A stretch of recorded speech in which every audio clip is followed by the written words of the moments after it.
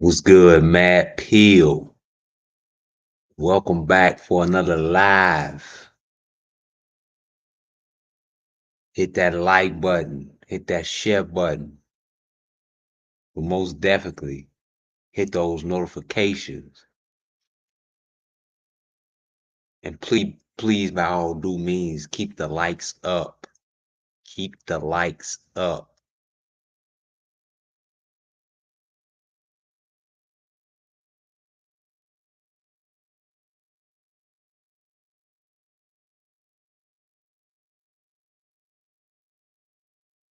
I know it's late. Wake y'all ass up. Y'all know how Mad Peel get down.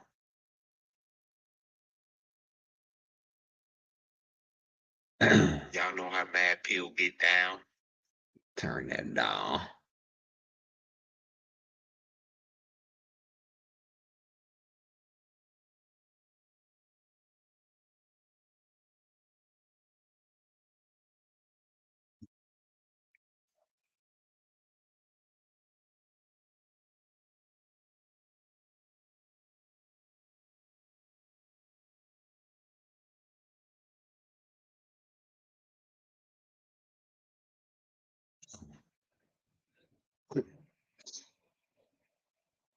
Hit that like button.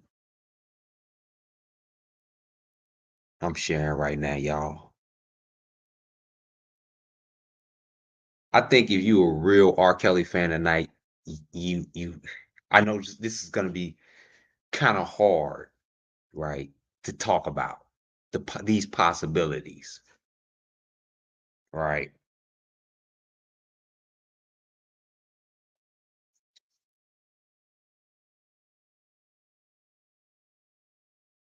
And tonight we're gonna take a look at Dr. Sebi. We're gonna take a look at Michael Jackson and Whitney Houston, the biggest stars that ever did it, right? And ain't no way in the world the biggest stars in the world should be dead now. Ain't no way. And they live. Is it a coincidence? That they just live 50? Andrea was good. What? What? Not Andrea. I, Audra M. I'm sorry if I pronounced your name incorrectly.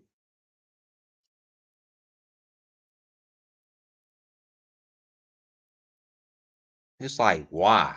Why the biggest stars? Right? Is this a coincidence? They all black? Why?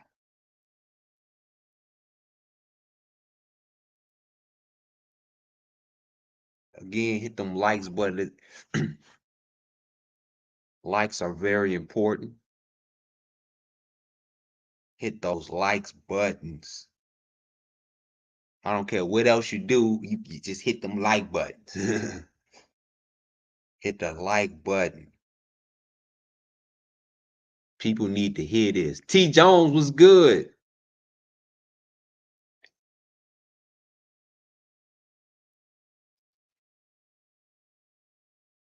If you a real R. Kelly fan, you would hit that like button throughout this live.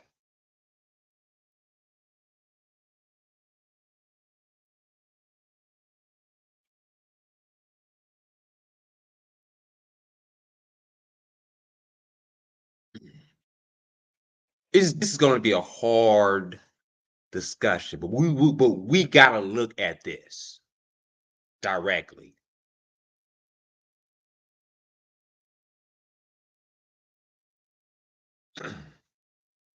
We gotta look at this, right? R. Kelly's time is running out.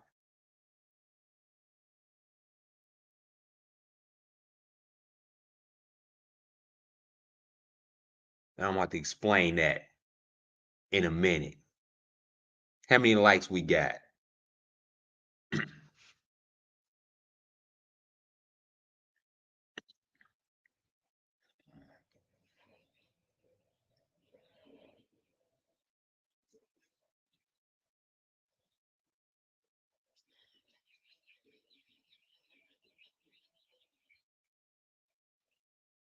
What's good, everybody in the chat? If you in the room, let it be known.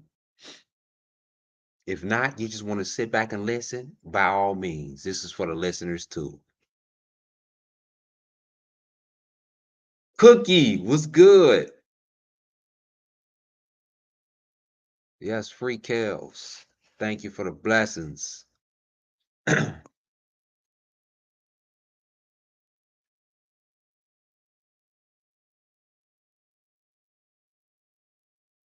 This live is more about saving R. Kelly, right? Y'all watch out for my Saving R. Kelly series because I promise to make lives. I promise throughout this whole case.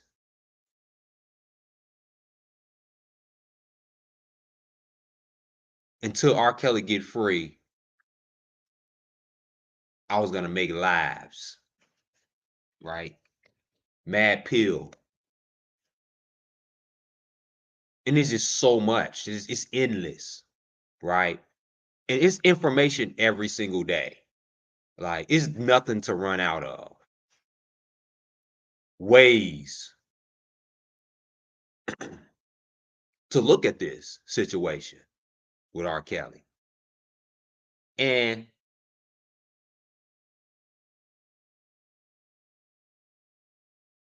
right around the 8-minute mark, I want to get started. I would like for everybody to get them likes up.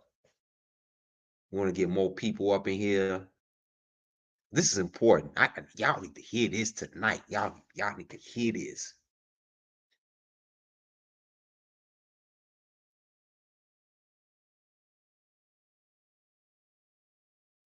I know Mad Pill have people who watch that's around the country, even around the globe, who watch Mad Pill. So if wherever you from, please um shout it out in the chat.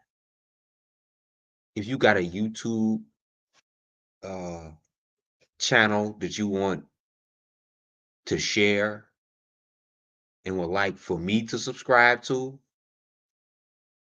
uh please put it in the chat.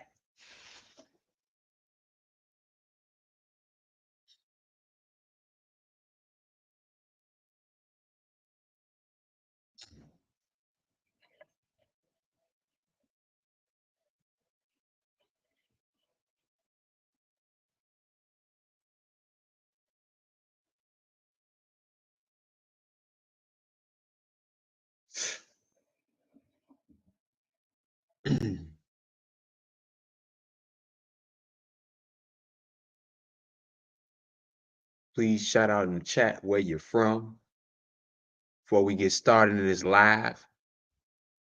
Honestly, I don't know how long this live gonna be, but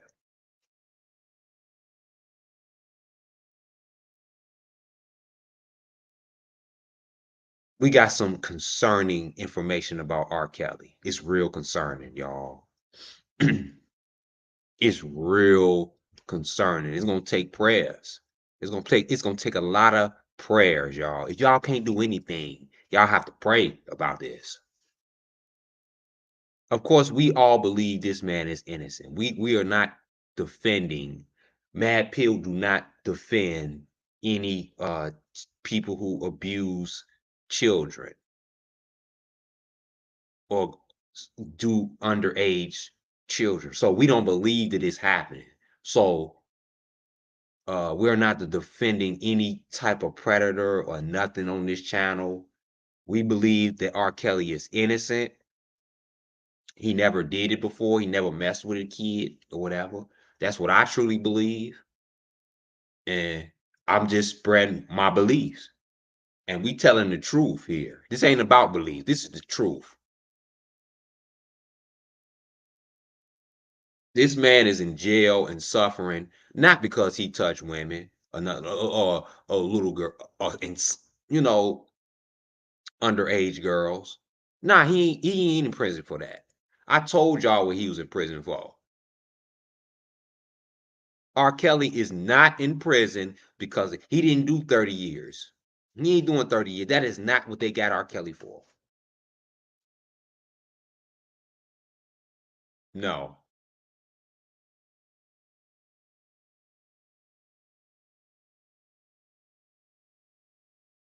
Florida. Yeah, my sister's in Florida.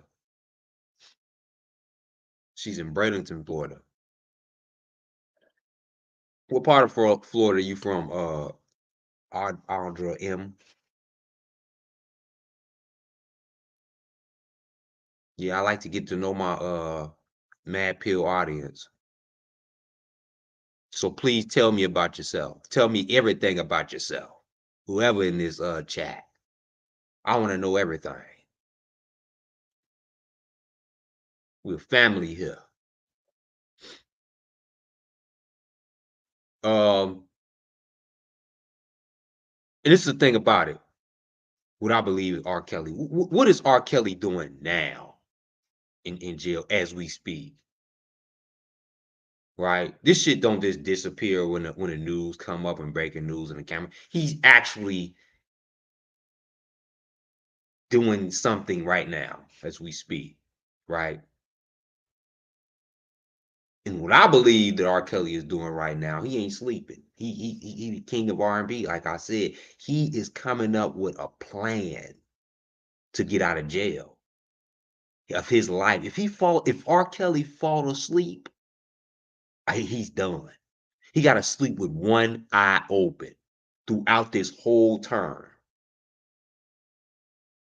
because he never know when the time of the day. He got to keep his eyes open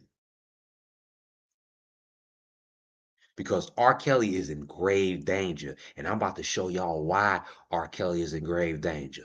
And it's going to take a whole lot of prayer to get this brother. I believe R. Kelly ultimately is going to come out of this. Like I said, R. Kelly is going to be out of jail within the next 2 years. I believe that.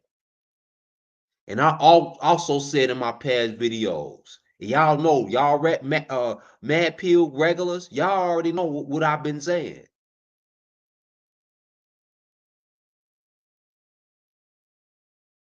I say R. Kelly is going to get out within the next 2 years. But they're going to take everything that he got. Everything. Y'all see all the multiple lawsuits coming about, right?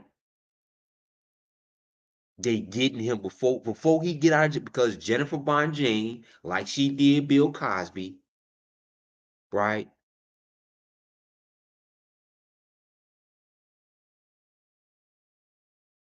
Within the next 2 years, she's gonna get R. Kelly out. But it wasn't even expected in T. Jones Dallas. Shouts out to Dallas. How about them Cowboy? How about them Cowboys, T. Jones? What your cow?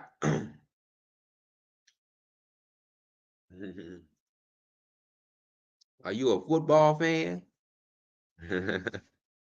How about them Cowboys? They're gonna be good this year if you are. But Dallas is a great city. Dallas is a very great city. Florida is a where else? Who else from? Well, I love the world. I love different people from different places.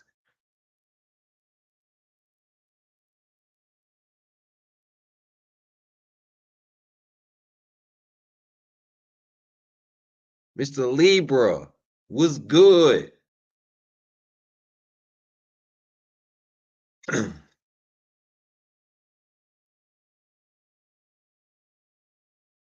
As always, everybody hit that like button. We want to get these likes up.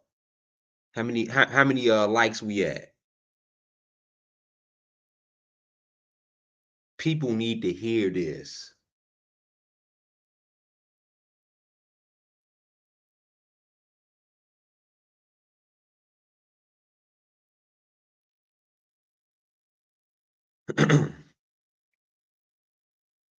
R. Kelly is I believe R. Kelly's condition, his conditioning right now, is not good.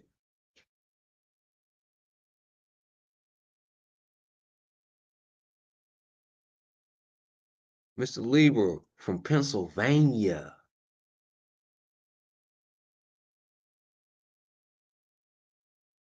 Shouts out to Pennsylvania.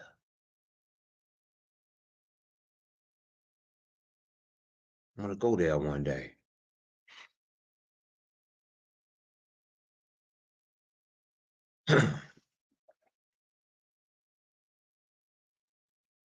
I believe, and like I said,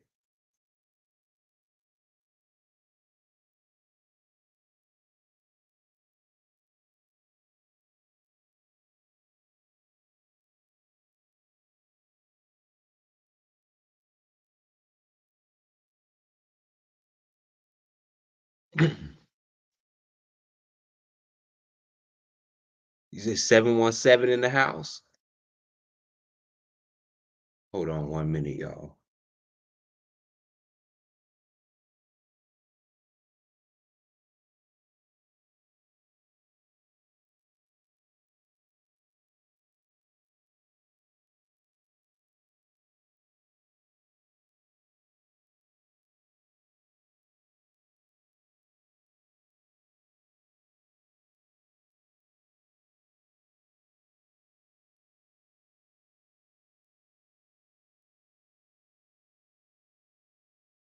Okay, I'm back.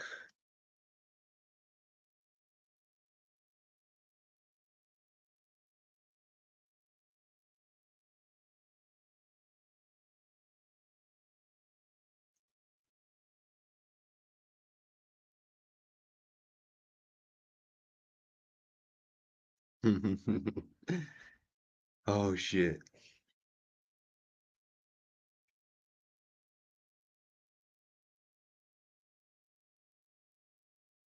How many likes we at?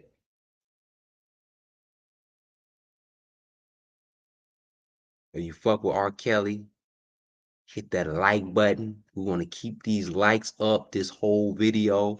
It's important to hit these likes.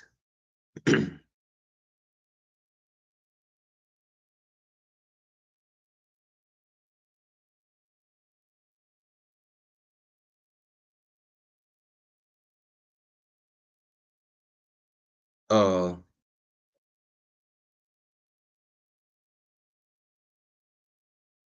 R. Kelly is gonna be free soon. Um, but and this is something we gotta look at.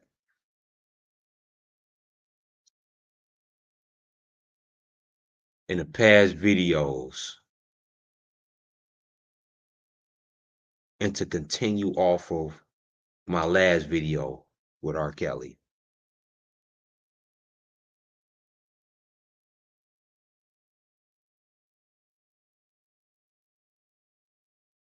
From all of the lawsuits, right? We talked about that. We talked about all of the lawsuits that's coming R. Kelly's way, right?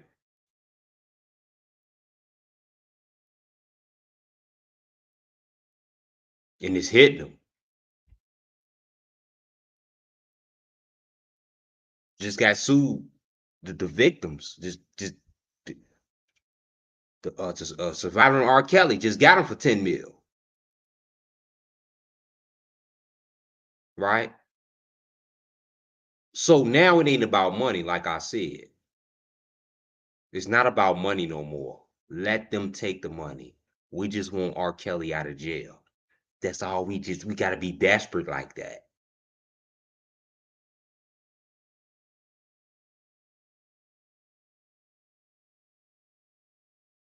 We just want R. Kelly the man. We just want Robert Kelly. We don't want R. Kelly. Y'all can have R. Kelly. We want Rob. That's what we want. We want Robert out of jail, the innocent one.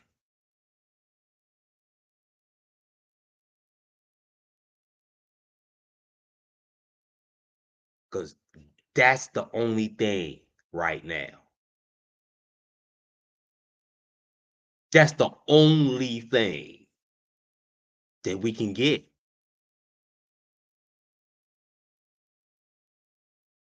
Because after they take him for everything that he got, they want everything R. Kelly has.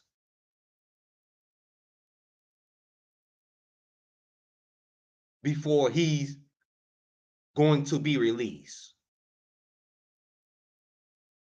R. Kelly is refusing.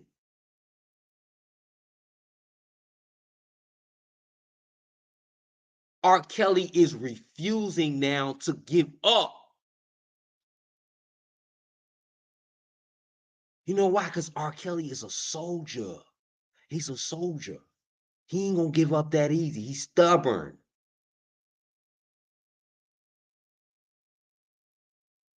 That's why he got that 30-year sentence. Because of his stubbornness. Right? If they were gonna convict R. Kelly like they would convict him 20 years ago.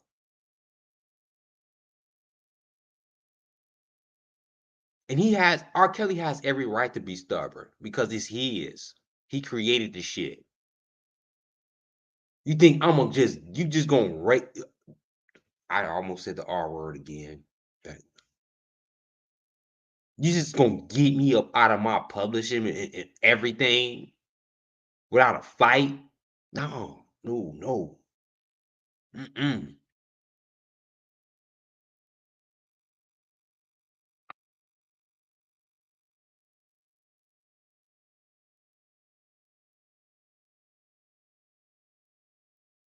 But this is the conditioning that R. Kelly is going through. I'm gonna play a little bit of this tape. Y'all have seen this tape before, right?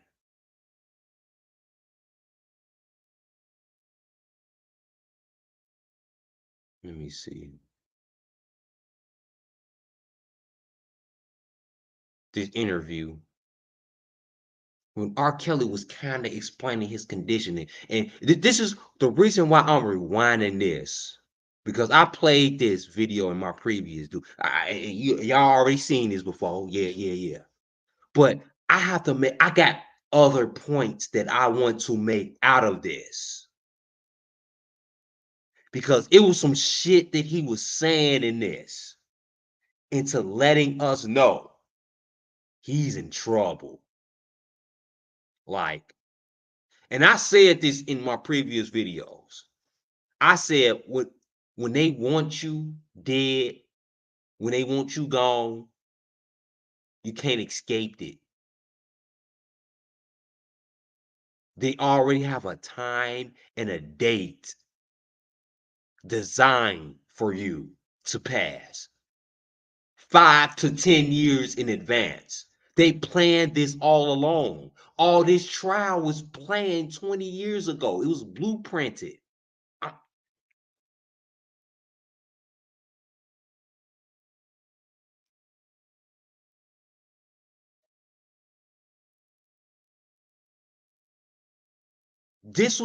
Look, y'all think R. Kelly trial just came about. Oh, breaking news. They just indicted R. Kelly for all these charges that he get. No. They knew that they was gonna do that 10 years ago.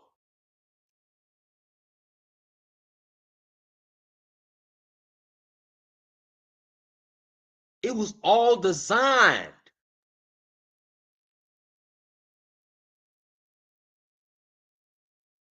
It was all planned. It's new to us, but they knew that they was gonna do that. And Dick Gregory is going to further explain this to y'all. Now, since I said that, I'm going to go into Dick Gregory, right? And he's talking about the similar things. Y'all know Dick Gregory. He tell the fucking truth.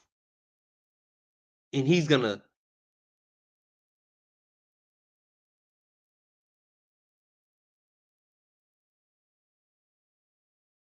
let me get this full screen.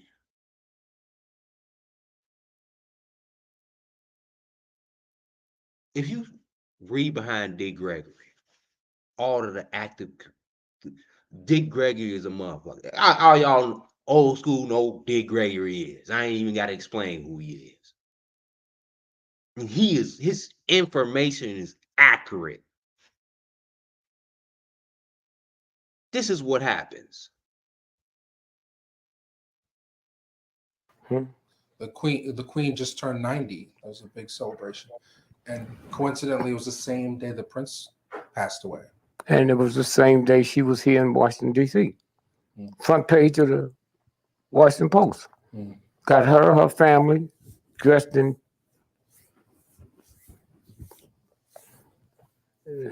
pink, purple. And that's when she announced that Charles won't get, it's going to skip over him and point to the little boy, the prince. The same day they killed Prince. They killed Prince on the plane. And that plane is owned by Warren Buffett. Y'all know who Warren Buffett is? The billionaire. I mean, see, this is why I'm afraid for RKellys survival right now. And I'm gonna tell y'all, I'm gonna go so deep here. Y'all may want to get comfortable for this one. But I'm gonna tell the fucking truth that I don't want to hear. I'm gonna say what I don't want to hear. And what's coming.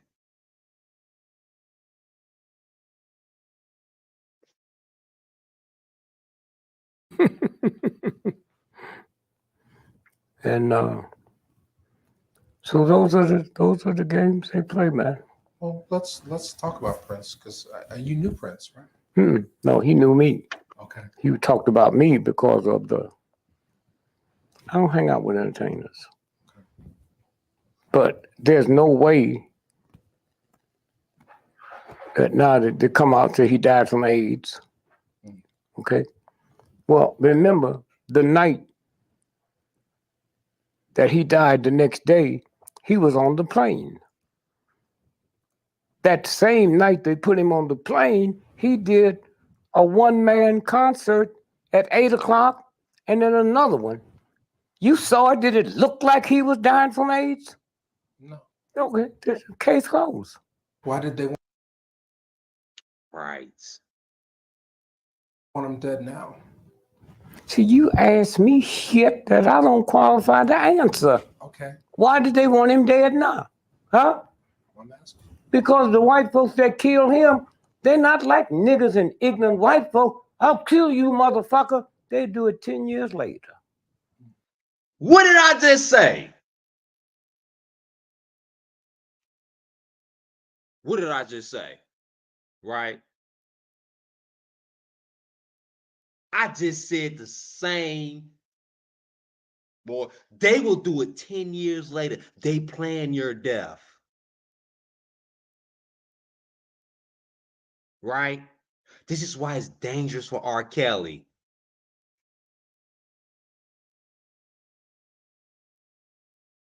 They planned his trial 20 years ago.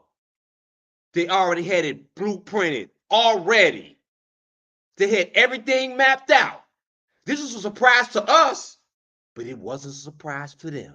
They knew that they was going to give him 30 years.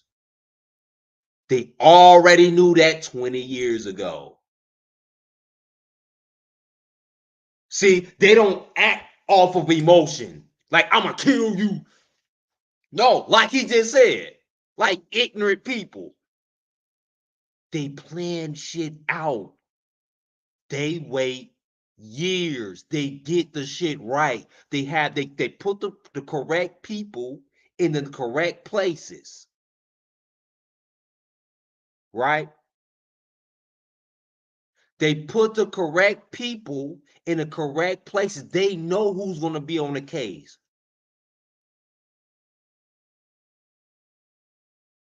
They already know what's going to happen, y'all.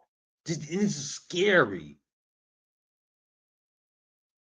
Like I just said, they do not just up and kill people. They have it planned. And y'all going to see the similarities in the deaths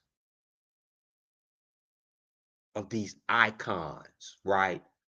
The icons. Michael Jackson, an icon, died early, 50. Prince died early, a fucking icon, 57. Whitney Houston.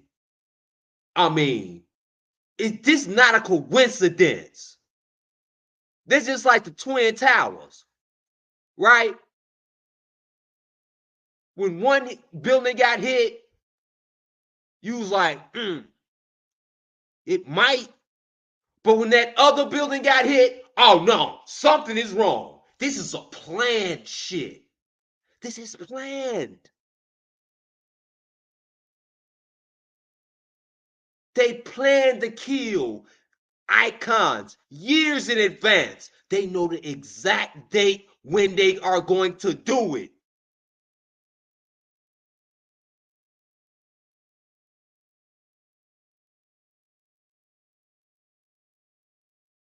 They know they can set a date for August the 19th, 2031.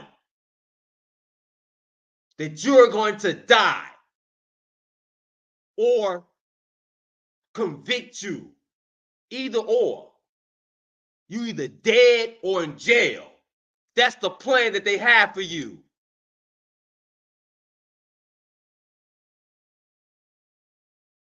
And this is the plan that they had for RKelly. The same plan that they had for Prince, the same plan that they had for Michael Jackson, and the same plan that they had for Whitney Houston. They got the same plan that they have for RKelly. And you know what? Dick Gregory tells the goddamn truth. I mean, he don't bite his tongue. He don't hold back nothing. Nada. He tell the goddamn truth.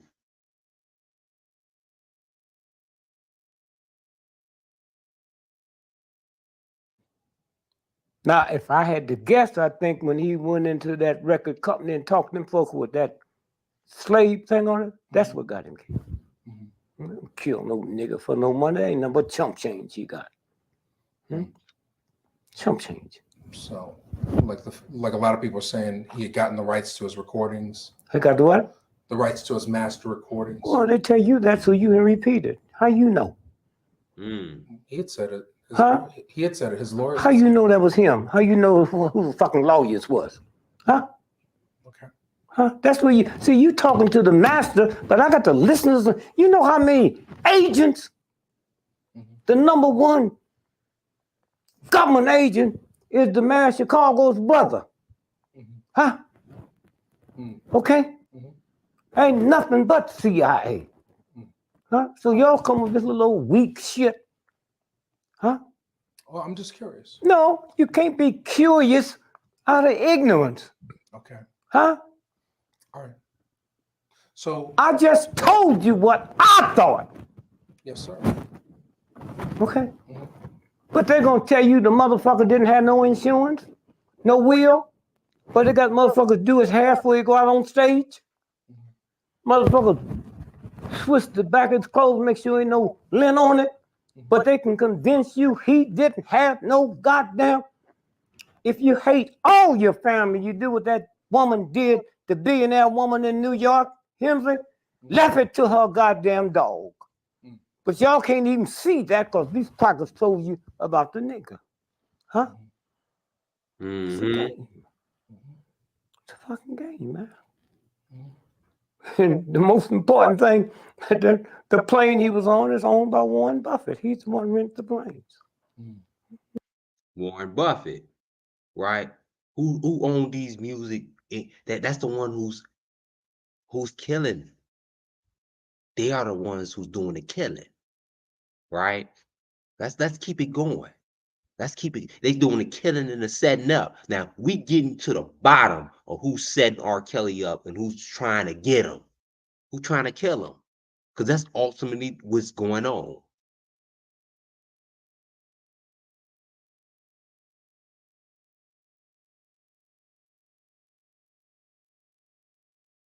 Sir Miguel was good.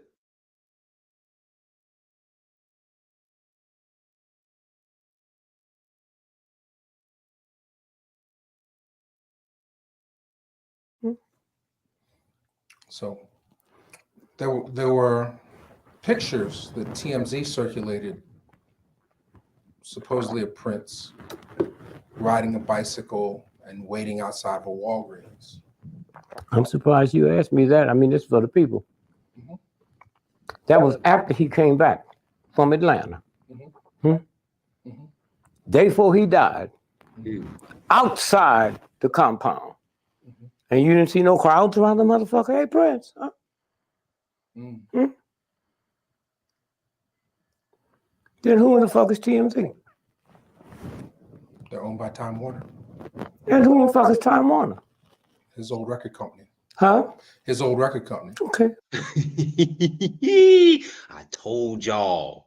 I see connections. This is why you have to look at connections. Who is reporting the shit that's fucking R. Kelly's career up, right? The very news source that's fucking putting shit on R. Kelly's name, right? Are the people who you most trust and get your main sources from, who you believe. It's all a goddamn setup. I told y'all I had information. I was gonna compare some shit and make some shit make sense, right? Because of all the news media that you looking at. Everything that you looking at is against R. Kelly, right? The TMZ is against R. Kelly. Who owns what? They own TMZ. The ones who trying to kill R. Kelly, the ones who putting R. Kelly in jail are the ones who own the TMZs. Man.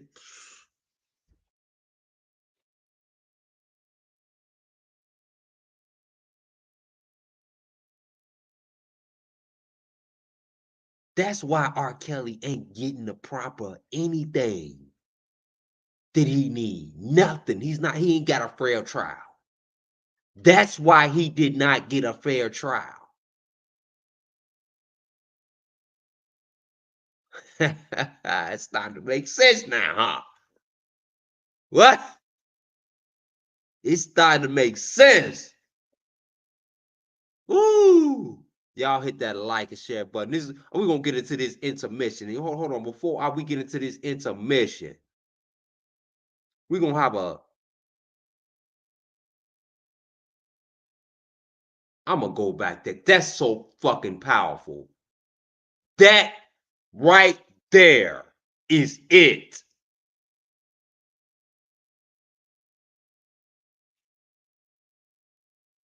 Before we get into this, going to continue this video, y'all hit those like and share buttons. And I'm gonna pass the offering around for this intermission. Donate to the Cash App. If you got $1, Mad Pill go hard every single night to come up with videos that take hours after you work 60 hours a week. Dedicated, not to be going out, not to do nothing. Just study for Mad Pill to go every single night. And all I ask for is $1 and a like. A like and $1. I got a whole lot more shit.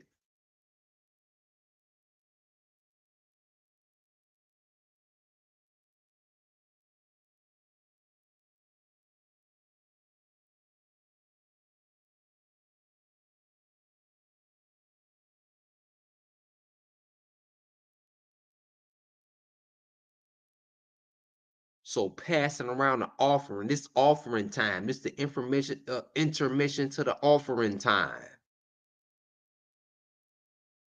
Before we play this video, because this is important. Y'all, this is the most important part of the live, right?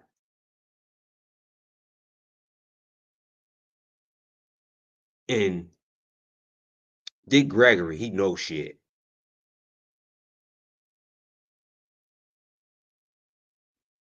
He knows shit. He know his shit, right? He know how they gonna get you. How do he know that? Because I believe they got his ass too. R.I.P. Dick Gregory.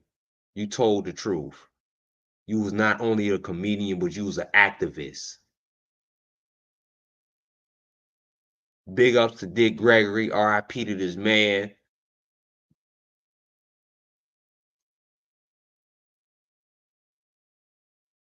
Very knowledgeable.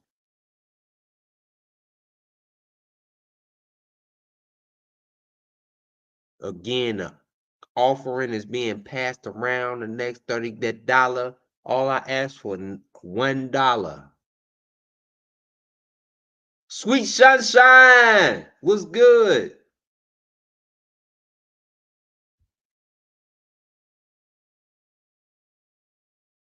Yeah, Sweet Sunshine.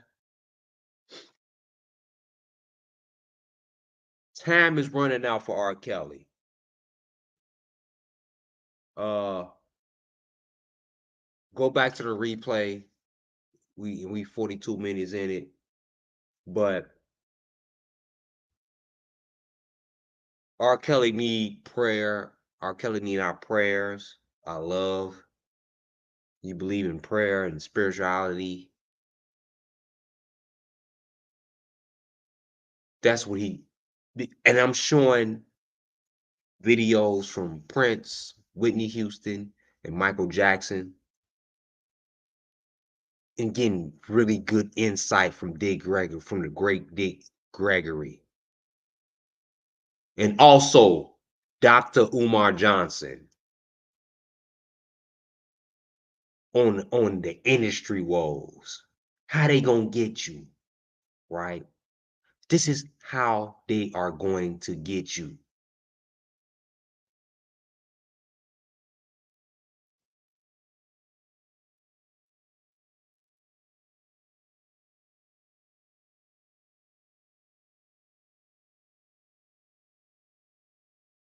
Now, I'm gonna rewind back.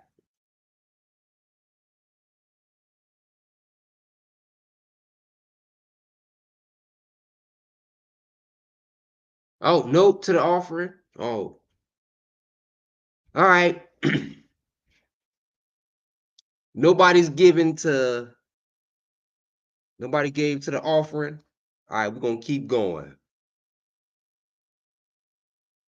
All right, Dick Gregory, right? He said a point, right? And I'm gonna play this back.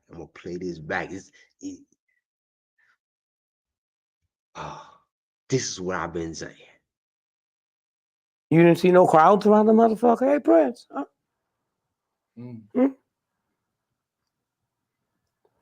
Then who in the fuck? Pictures that TMZ circulated, supposedly of Prince riding a bicycle and waiting outside of a Walgreens. I'm surprised you asked me that. I mean, this is for the people. Mm-hmm.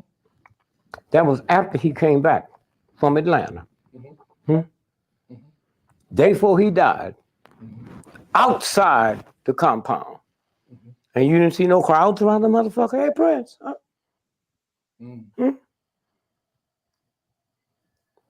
Then who in the fuck is TMZ?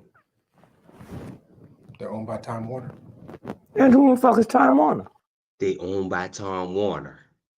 Who the fuck is TMZ? They owned by Time Warner, right? mm, mm, mm, mm. His old record company. Huh? His old record company. Okay. Case closed. Case closed. Exactly. It's a game. It's a game. TMZ owns what you see. I mean, the record company owns TMZ that's convicting RKelly, the RKellys, the Whitney Houstons, the Princes, and the Michael Jacksons, killing them, right? And we're going to get into some more killings. Hold on. We're going to, let me just let him talk. Y'all going to get why. Y'all going to get it. Because, see, as we get more into this, he's going to explain how this thing worked. As he was doing it all along. He was explaining how these things work. We even investigated the fucking mayor. The mayor of that little town said he ain't never met Prince. Okay? Oh. Okay.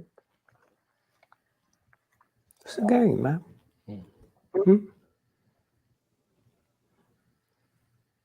So, I mean, the last thing on that, I know Tavis Smiley after Prince passed, Tavis Smiley said that he introduced you to Prince and that you had talked.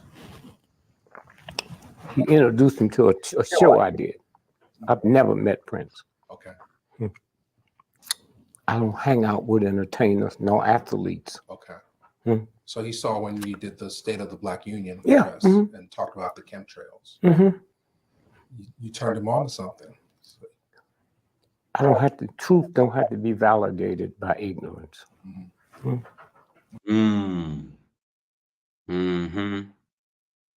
That's another thing.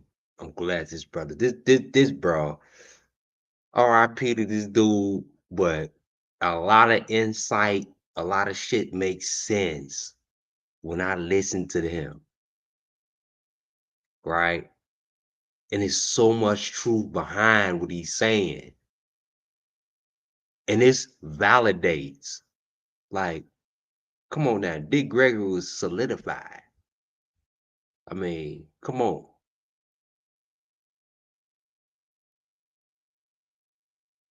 I don't have to be validated, especially by an entertainer. Two other things since we last talked. I know you said that he don't give a fuck. He ain't fazed by who you are. Prince, Michael, I don't give a fuck, man. I don't hang around these motherfuckers. Like, I ain't clout chasing or nothing. Michael Jackson, his passing, he was killed, but it had nothing to do with the Sony catalog. But the estate just sold the rights back of the Beatles catalog back. That didn't happen until after he was dead. He bought the Beatles for $12 million. After they killed him, they sold it for $2 billion. That's white supremacy. Nigga, you can't own this. Now, this is the part that's scary, right? This is the part that's real scary about the R. Kelly case, right? The king of R&B, the self-proclaimed, it's not self-proclaimed. R. Kelly has, his catalog has surpassed any R&B artist in history. He's historical. His catalog is worth an estimate of over $1 billion now. I say $1 billion because it was $900-something million. Right now, it's worth $1 billion. And you mean to tell me Michael Jackson was $2 billion? That's $1 billion more, right? This is why it's scary. Let's listen to this one more time.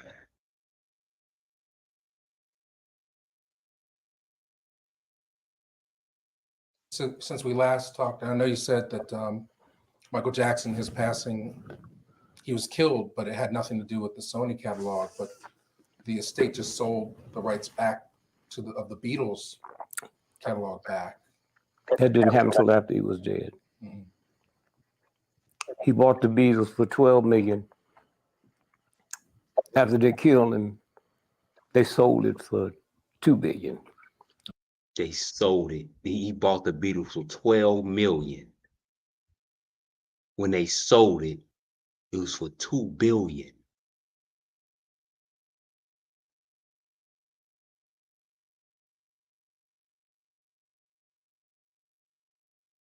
How much is R. Kelly Matt worth if he had him himself? Right? It's worth nothing, basically. But if somebody else had him, it's worth billions.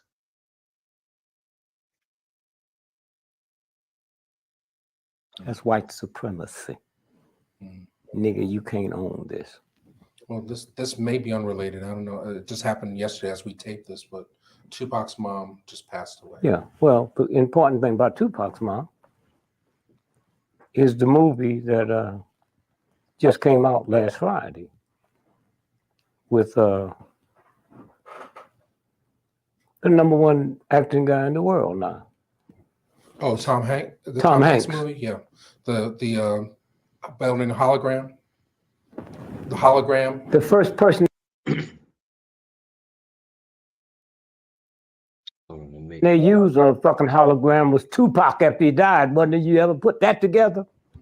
And then all at once, he's in Saudi Arabia. Mm-hmm. Ain't nobody seen the king in 2 years, and the king show up, hologram. And then Tuesday, that bitch dead. America promotes. Good points.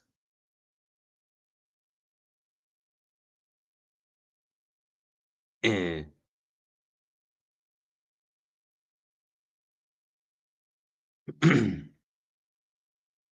another huge point, right? Before I get into Dr. Umar Johnson, right? I want to play a little bit on R. Kelly. R. Kelly's condition, because this is important. Let's get back into that. See, Dick Gregory gave us a rundown of how this was gonna happen.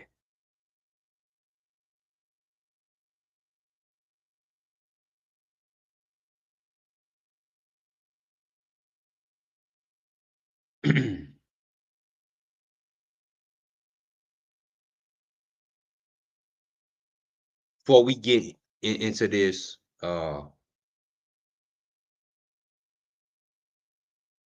let's get this live back up. For real. Let's get this live back up. Let's get people back in this mug.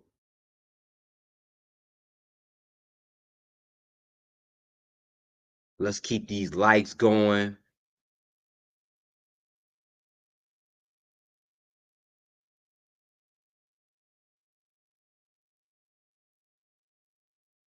Let's get these likes back up.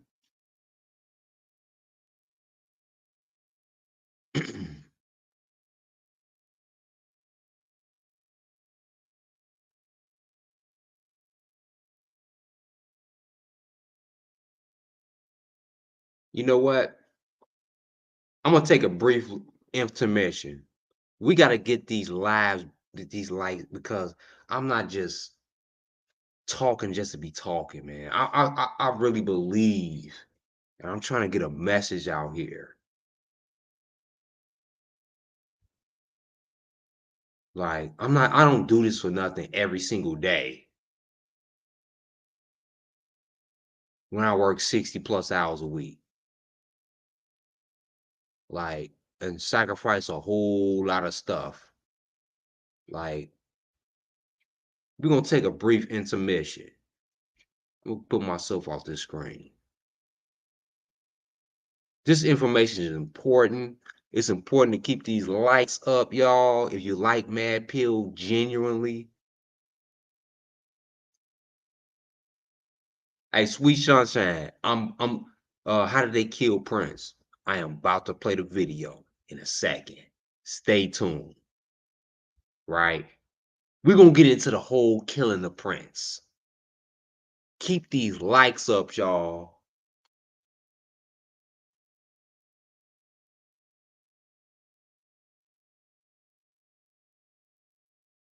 I know it's late. But we're gonna pause for a second. In this pause, please share. Hit the like button.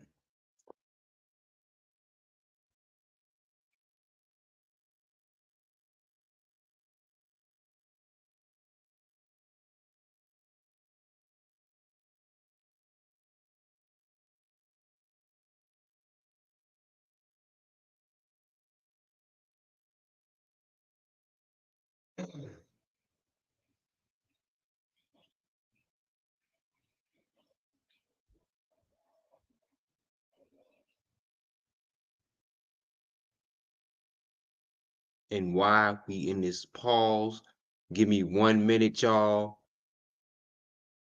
I'll be back in 45 seconds.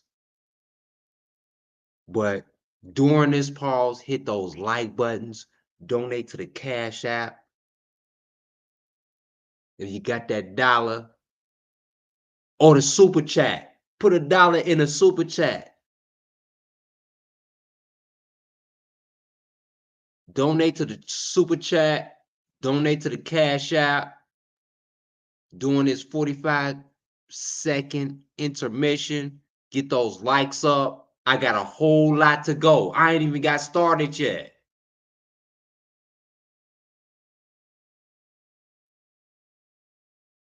So do that. I got a whole other show to go.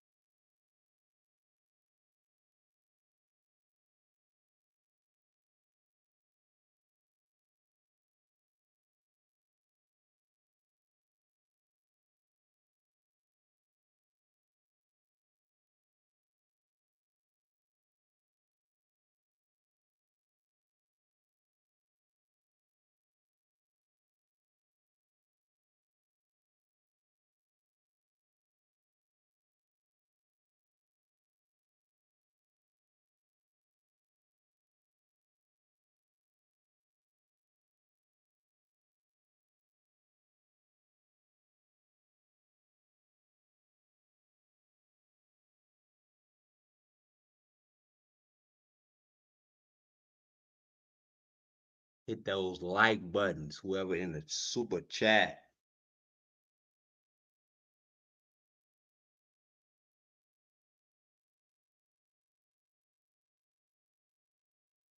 Oh yeah.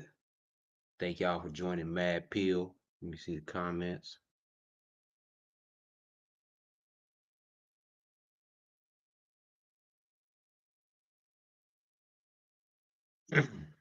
Now, is it a coincidence that all of the icons die? All of them. All of the kings of whoever. They die. And this is why I'm afraid of R&B. I'm of he is R&B. That's why I call him R&B. RKelly. Because he is R&B. RKelly is R&B.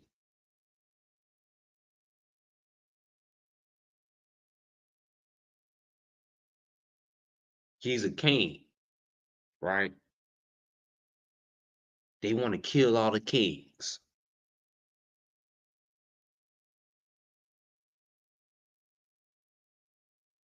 Let me see.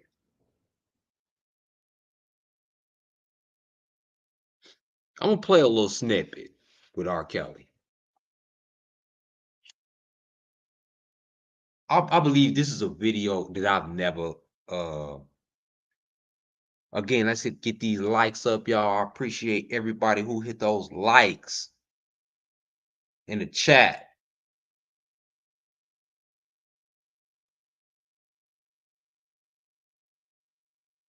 I'm about to answer some questions.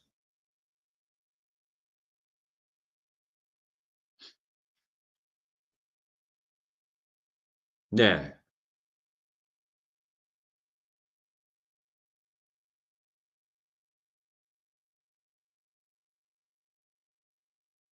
RKelly is suffering right now.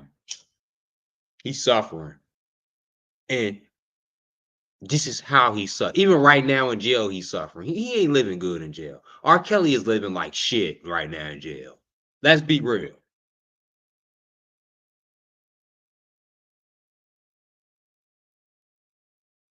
RKelly is living like shit.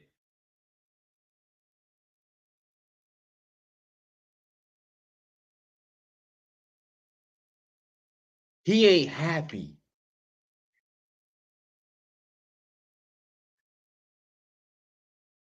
RKelly ain't happy. RKelly is in solitary confinement. Like, because such his bad, you know, what he's been convicted of, right? He can't be in a general population like that. He can't be. RKelly cannot be in general population. He gotta be, and this is the thing about it. He's not in general population like that, and he's suffering.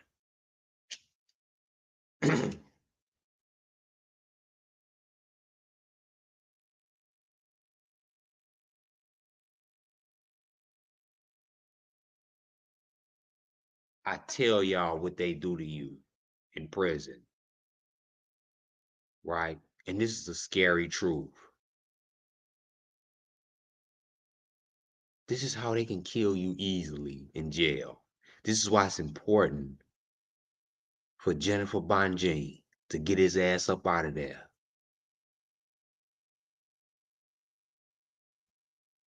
This is important, right? I'm gonna play a little bit of the suffering of RKelly, and then I'm gonna get into Dr. Umar. We're gonna break this shit down. Start beating the cast and stabbing until something, you know how hard a cast is. I mean, until something broke. Just started laying away at it just until it came off, which was the next day, which was Christmas. Standing still is going backwards. That I gotta cut off ads. If you come across my ads, please watch the ads. Please. It contributes to Mad Pill.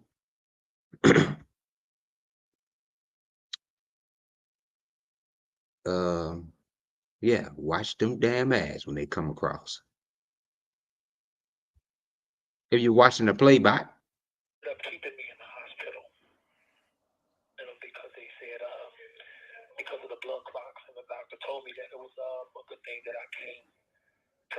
for what I did because it's a very dangerous situation, and how blood clot could have went to my heart or my lungs, and then they checked my lungs and everything. Thank God there was no blood clot in my lungs, but my leg was in severe pain as it is now. But they ended up keeping me. Can y'all hear this video good? I know this video a little bit low. But can y'all hear this good? This R. Kelly talking about his blood clots, right? How the doctors in the jail misdiagnosed him. Like, this is a long ass 3-hour video, which we're not gonna, display all of that. But this is just an example of how his treatment is. Just to give you an idea, right? I know that I played this pass in my video, but it's more points that I want to make out of this. It's always more points to make out of this. Hospital for 6 days. Now the problem is that it was a miscommunication, and that miscommunication could have cost me my life, which is why I really feel like I wish. See, if you heard him, he said cost him his life. See, this is why R. Kelly is concerned about his life, not his freedom. See, R. Kelly is fighting for his life. Just like he said it in Gayle King, the interview. He fighting for his life. That's exactly what he screamed out. He is fighting for his life now.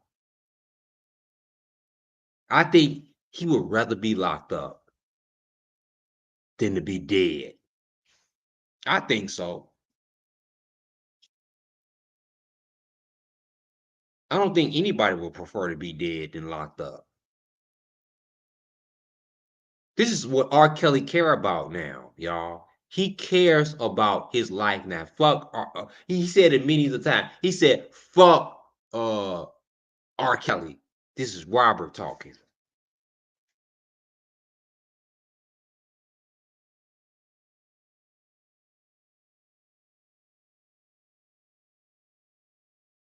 And he is all out. Like desperate. You can hear the desperate in his voice. But he wants y'all to like videos like this and keep on liking them and sharing them. So it can get out to the public. Because all you hear is the negative. You can't hear the shit. R. Kelly. Who's making videos for R. Kelly crying out, trying to get out of jail? Who's trying to advocate that R. Kelly is in dire need right now to be out of jail? Who's doing that? Besides Mad Pill, that y'all know. Ain't nobody doing this shit like Mad Pill.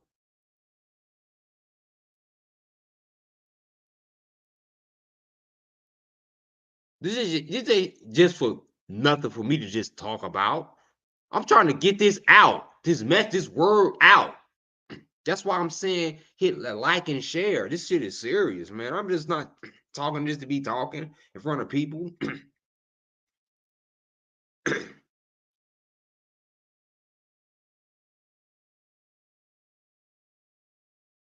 Everybody need to hear this, man. If this shit getting swept under the rug because nobody ain't talking about it, about R. Kelly until breaking news come.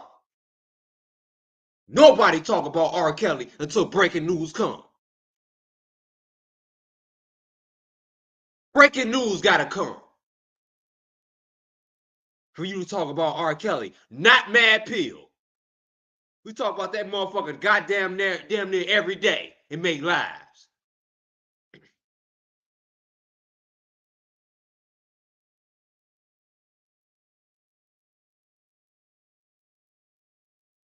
Nobody else do that.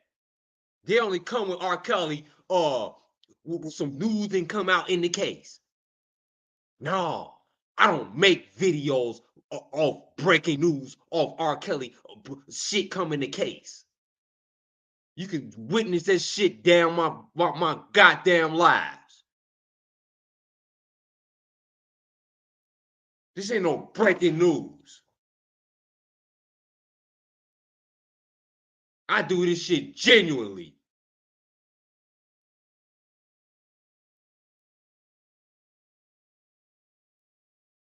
All these other bloggers claiming they for R. Kelly, but they gotta get breaking news. Some shit gotta come in the case. No. Not me.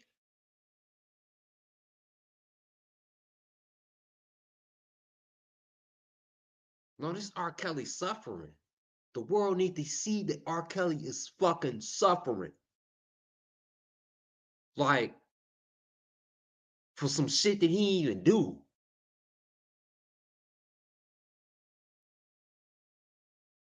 All because of this goddamn music industry. I'm gonna play a little bit more from R. Kelly. Just a little bit more suffering. I was in the hospital right now, and they had let me go. Because to be told that I don't have blood clot here, and then go to an outside hospital a month and a half later, and be told I do have blood clot. Within a month and a half, I could have died. And when I think about that, it just rocks my brain because. What did she say to you to indicate you did not have blood clots, though? What did the nurse say in MCC? What did she say to you? No, it was the physical. When I went to the physical therapy doctor, I told her that I couldn't do my physical therapy anymore because my whole leg is hurt. Mm-hmm. So she called in the nurse. And then the nurse looked at my leg. She felt on it up and down. I told her how it was painful, and it was very swollen. She did say it was swollen. And I said, I believe it's blood clot. And she said, no, it's not blood clot because your leg will actually be smaller. So I don't know, man. That's a good point. See, I've never got to that point in my previous videos. I know I played this video before, but this part, I haven't got to this part, right? To make this point. The nurse misdiagnosed R. Kelly shit on purpose so he could die. That was part of the plan for R. Kelly to die. So you mean to tell me you don't know blood clots will be smaller, right? Let me let R. Kelly, let me rewind this back. See, this is the plot to kill R. Kelly, right? This is one of the ways they was trying to get rid of him.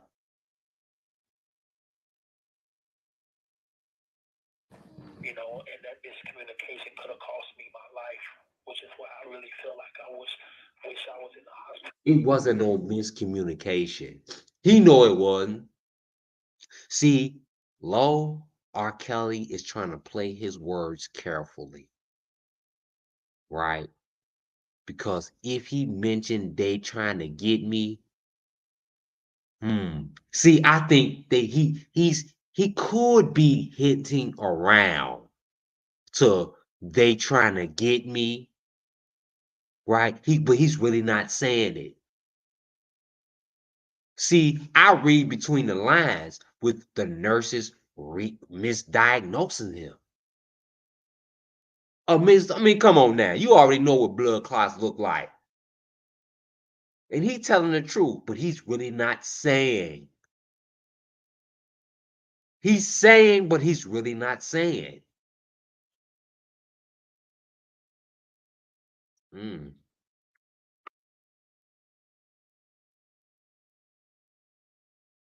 Right now, and they had let me go. Because to be told that I don't have blood clot here, and then go to an outside hospital a month and a half later, and be told I do have blood clot. See, the jail told him that he didn't have blood clots. Go to an outside, they told him he did. So, that's a plot within itself, right there.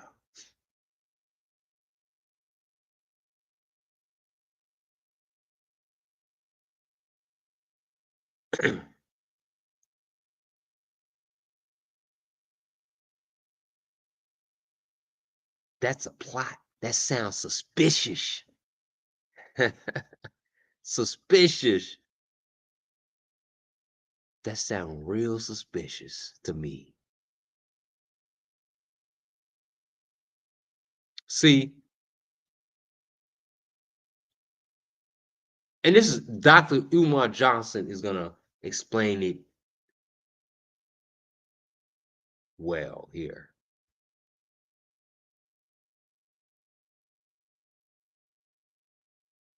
I mean, in the Whitney Houston case, right? And you know what? Hold on.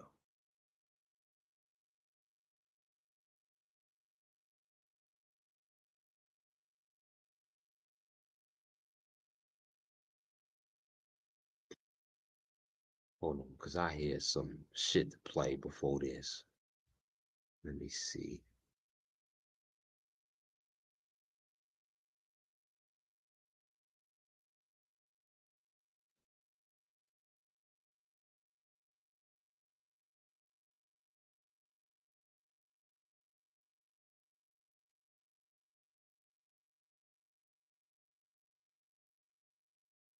Let me see what I want to go with.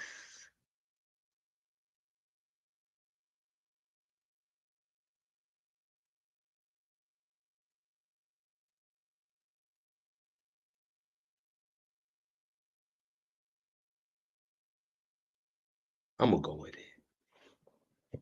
And the number one thing, what I was saying in the live, right? All throughout the live, if they plan this, they plan this. They plan this shit. Y'all heard it out of Dick Gregory's own mouth. They planned it years before. They planned it. They had this plan for R. Kelly, right? A lot of ways to kill him. R. Kelly said they wanted him to die in jail to make it like a natural cause. He just hope he died blood clots. They just wanted him to accept it. They coerced him into believing that it wasn't blood clots so he can die in prison. Y'all may not want to hear this, but it's the fucking truth. Shady Lewis was good. Melinda was good. Detroit in the house. Oh man, Detroit in the house. Yes.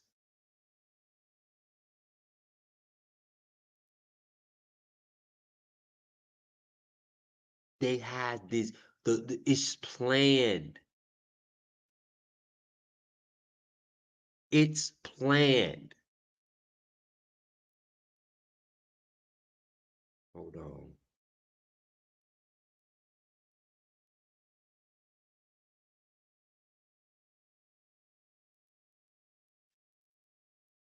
I'm going to keep repeating myself. They plan years in advance. Up to 20 years in advance. They knew how this trial was going to go. Dr. Umar is going to further reiterate this shit.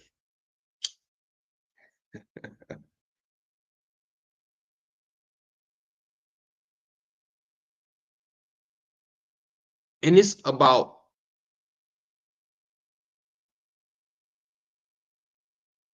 the mysterious death of Whitney Houston, right? This is the plan that they had for Whitney Houston, y'all. The daunting plan. The sinister plan that the industry had for Whitney Houston. And this is how they came after her. Whitney Houston's people. Yes. Whitney Houston had they say scrapes, thing was a bruises. Yeah. she Her fought nails for her was life. cracked. Yeah. Whitney Houston fought. What? Yes. I know that. Oh, first made this up. No, she was. Her cousin I got a whole. I think I heard something the other day because they were saying that's why they was looking out on Ray J. Yeah. Because they say something about like Ray J opened the door or something like that. Yeah, Ray J. They said Ray J brought her the dope allegedly. But see, here's the question. Whitney Houston killers came into a hotel room, right? Yeah. That's a 5-star hotel, Hollywood Hilton, right? Beverly Hills Hilton. Can I ask you a question? Where the footage from the hallway? Right. See.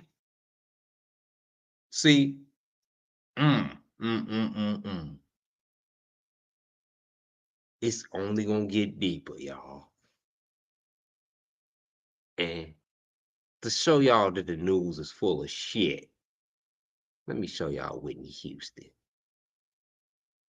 Whitney Houston. Breaking news. This is like years later, right? And this is the news act. They so corny. They just let's just look how these motherfuckers act. Like when they see this breaking news. This is what Dr. Umar was talking about, right? Now they already ruled that she got an overdose and drowned in the damn bathtub or whatever, right? But this like 10 years later or something like that. New evidence or something like that. Let's play this shit. The death of Whitney Houston, of course, shocked fans around the world. Now a private investigator is dropping quite a bombshell, claiming that she was Hold on, let me play that again. one right now. It's a very strange story this morning. The death of Whitney Houston, of course, shocked fans around the world. Now a private investigator is dropping quite a bombshell, claiming that she was actually murdered. He says he's got proof. KTLA's Christina Pascucci is live outside the Beverly Hilton with more on this. Good morning. Good morning, Chris and Megan. A very strange story indeed. This former police officer, private investigator, and actor says he has proof and evidence he's sending to the FBI that Whitney Houston was murdered by two men, drug dealers, who were trying to collect a debt. Let's show you a video from the night that this all happened back in February. Whitney Houston was found dead here at the Beverly Hilton. Toxicology reports showed she drowned in her bathtub accidentally because of cocaine use and heart disease. But Paul Hubel, he says that is not the case. He is sending key evidence to the FBI. Two main points of evidence. First, he says there were classic defense wounds on Houston's body that show signs of struggle as if she fought for her life. Right. And that shit was true. That's exactly what Dr. Umar was saying. She had defense wounds. How did she die of a fucking overdose? This is the shit that they feed you. It's just so evident in what happened to Whitney Houston. Right? Hold on, let me see what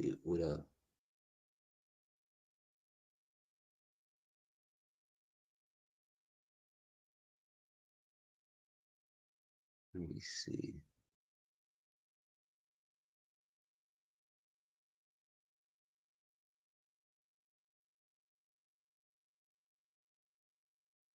Let me continue that.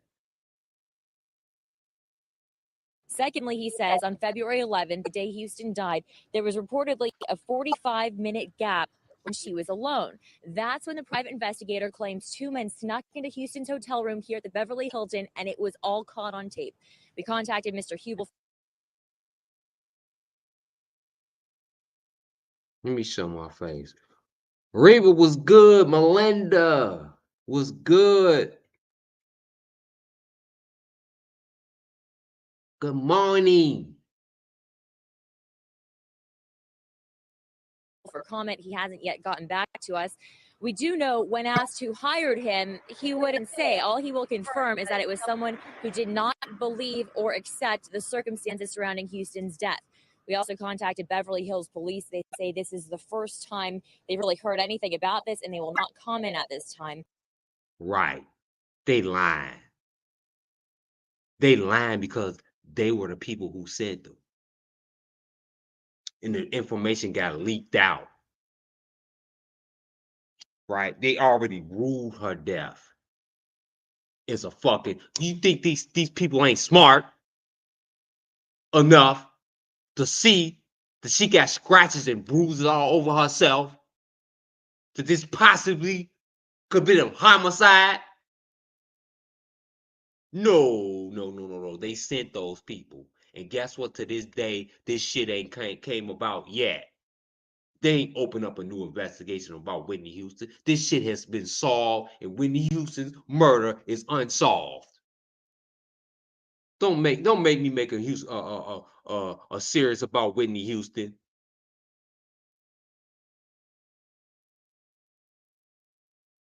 I mean, come on now. Don't make me do this, y'all, because I will do it.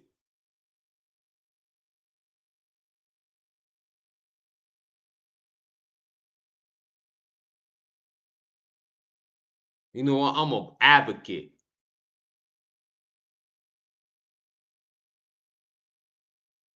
And we will get to the bottom of this.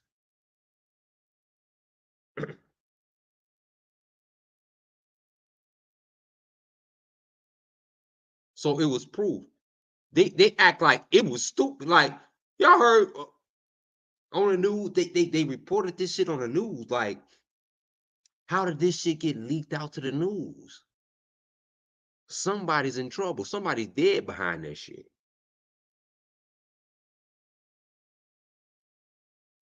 She clearly had scratches and all type of shit on her. Right?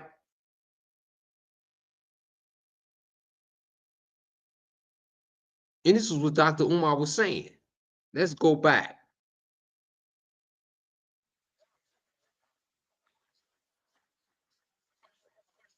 Whitney Houston killers came into a hotel room, right? Yeah. That's a 5-star hotel, Hollywood Hilton, right? Beverly Hills Hilton. Can I ask you a question? Where the footage from the hallway? Where the footage from the hallway? Why we never saw the footage from the hallway? You know why? Because whoever had Whitney Houston murdered had enough power to make that footage disappear. But kill Whitney for what though? That's what I was gonna ask though. What's Before we get into that, Shannon, you say Bobby's sister said she was swollen beyond recognition. Her casket was closed for the funeral. Right. How is that?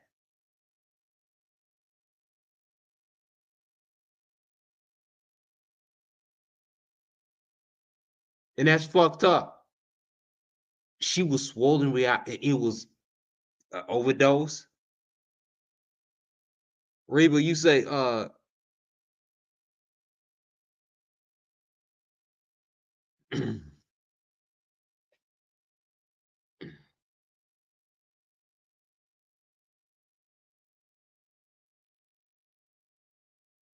great question. she was fighting for? I'm gonna tell you what I think she was fighting for. What do all entertainers do when they run out of money?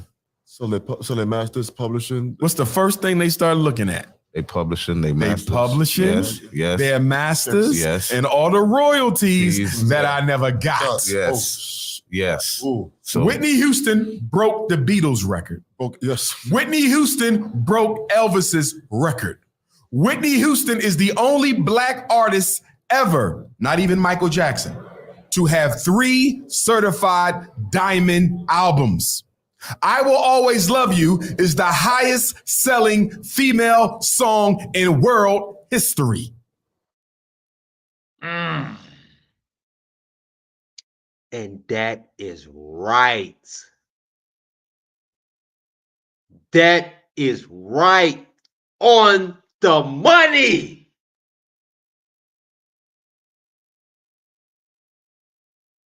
What if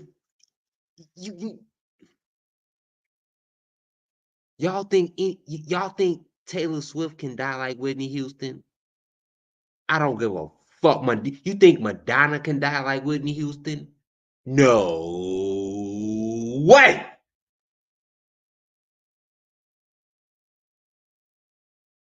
Whitney Houston do not get credit for her music because the way she died.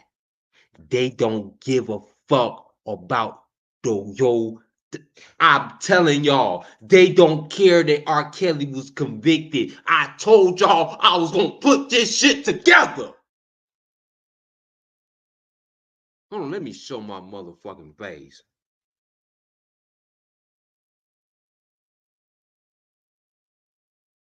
I said they don't give a fuck about image. The way that Whitney Houston died, she died she was perceived as a crackhead who overdosed. Right? R. Kelly is perceived as a person underage girls, right? Goes to jail, do 30 years, whatever.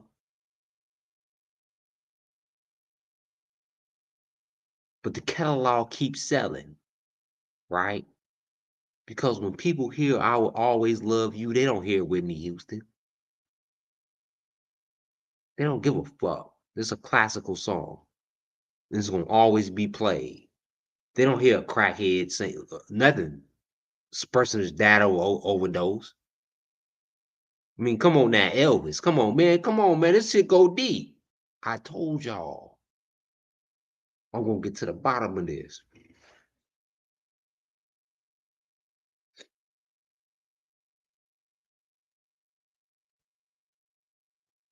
He said, I will always love you.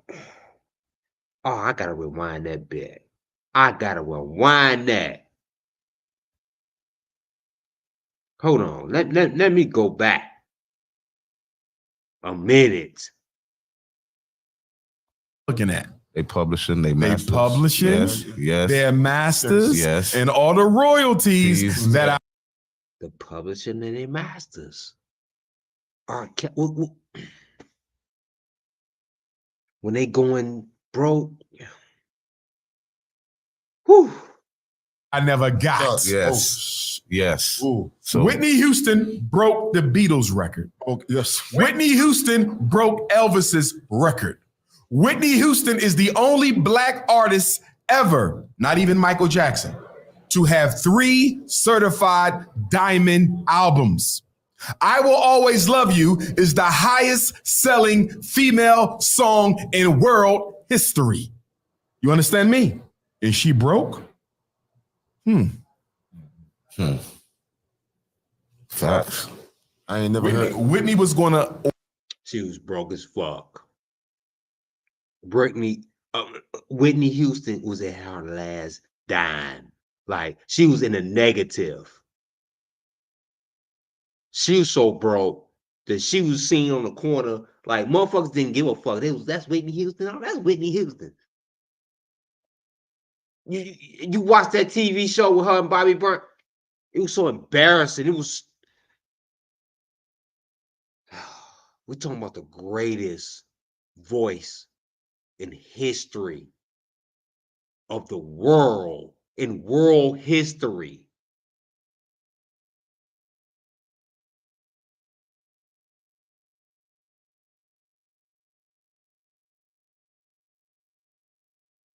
Order an audit on her publishing, her royalties, her masters. And there's somebody who couldn't afford that to happen. And that's why Whitney not here. Yeah.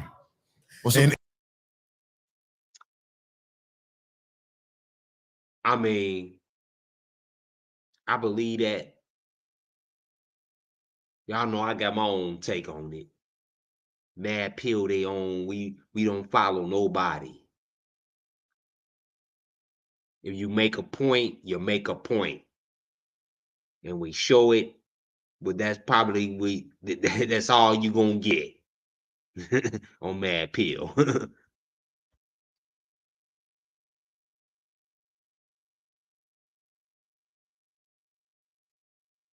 But that's a point that I've been making. That's why I'm showing this goddamn video. Let me go back a little bit more. These points that I all been, and I don't even listen to Dr. Umar Johnson. I don't. I mean, I see some of his videos. I know some about him, but I just stay away from people because I like to have my own mindset. Because I like to stay original. You know, I don't follow nobody. I mean, I got my own sound, I got my own personality. You ain't gonna never hear nobody like me because that's why I don't copy nobody because in order to come back, in order for people to come back, you just got that specific sound and recipe. You know, you got your own shit. You can't get it from nowhere else but from here. That's why it's important to stay original, people. You do your own thing. I don't look at nobody. He making a point, that's cool. But I don't follow this motherfucker at all. I don't know nothing about him other than he making a good point about the industry.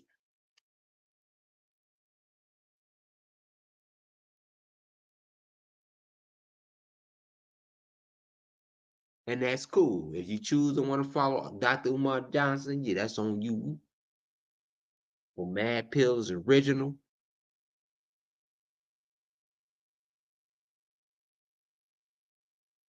We don't. Hold on, share this shit, y'all. Hit that like button. How many likes we got up in here?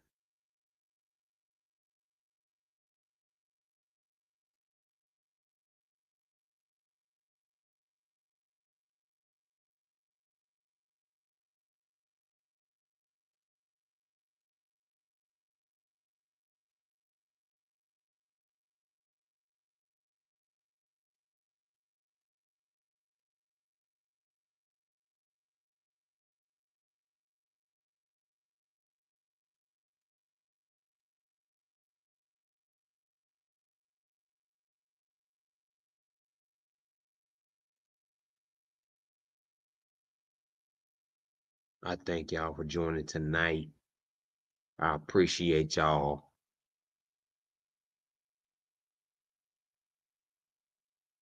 Let me send some shots out before I continue this video because to everybody that's in here, I appreciate y'all. Y'all part of Mad Pill. Am I pronouncing your name right? Audra M. Shouts out to you. T Jones. It's always shouts out to T Jones. Cookie. Baka Bala. Baka Bala. Let me know if I pronounced that right. Love and blessings to you, Free RKelly. Thanks for joining.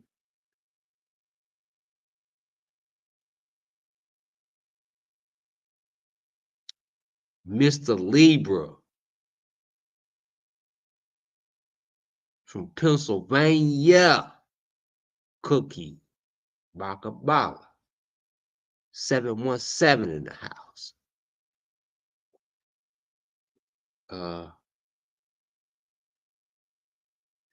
Shouts out to you, base email 238. Sir Miguel. Shouts out. Sweet Sunshine. Shouts out to you.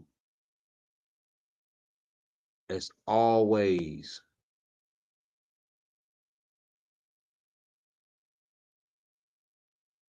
Shannon.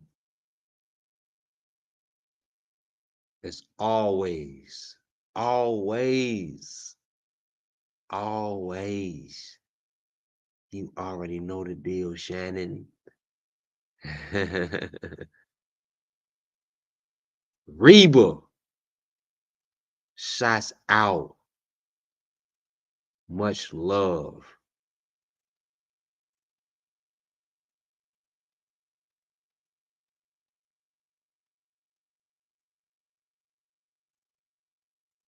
I love my people. communication. I love communication with my people. I'm going to shout you out every single time because y'all family. Please, if I'm not subscribed to any of y'all, please put the subscribe to y'all channel so I can subscribe to y'all. For real. More likely, Mad Pill is probably subscribed to y'all anyway. We want to be subscribed to all of our regulars, so we want to make sure that first of all. So I went down and made sure that I'm subscribed to everybody. But if you in here and you a quiet, you know, Mad Pill subscriber, you a quiet, you just listen, you know, like, yeah, but I want to make sure I'm subscribed to you too. We want to stay in touch, you know.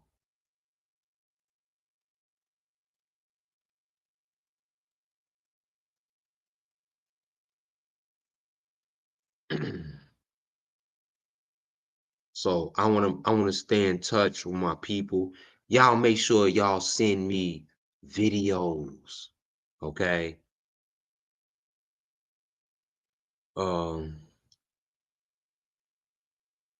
And to the Mad Pill, the email, and I'm gonna put my Facebook name so you could messenger me. You can look me up on Facebook. You can send me videos on Facebook.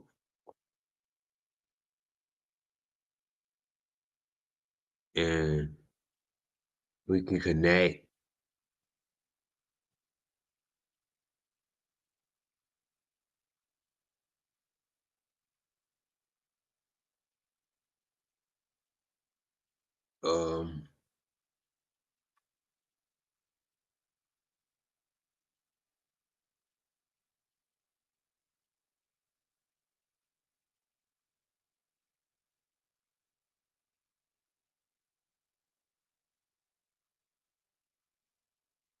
All right.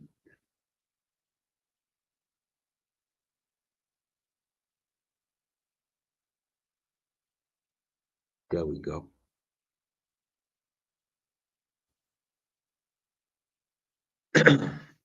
Now, we want to make sure we share this video. And we want to make sure we like,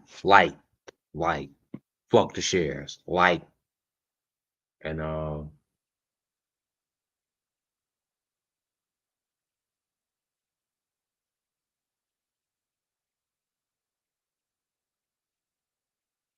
gonna let Dr. Umar finish because he makes some good points that I totally not agree with, but that's true. This is true information.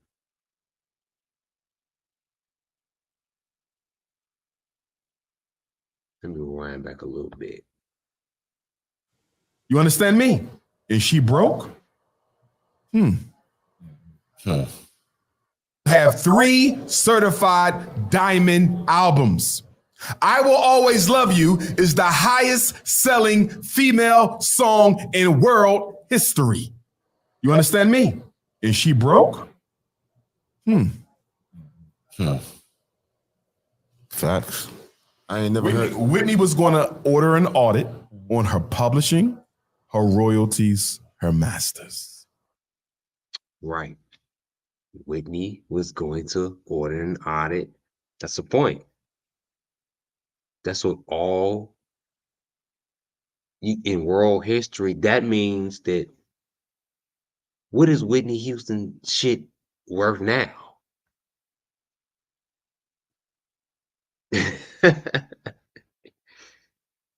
I mean, come on. To be the first at anything, you royalty. And it's the thing about it. Whitney as a person don't matter.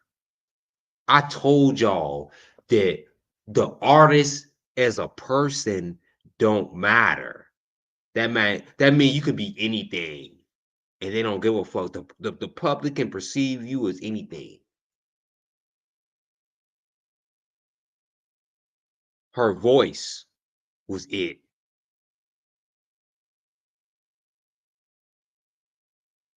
It was her voice. It's the same thing with any artist. It was Prince's voice. His person, himself as a person didn't matter. Michael Jackson's voice didn't only matter. Him as a person didn't matter.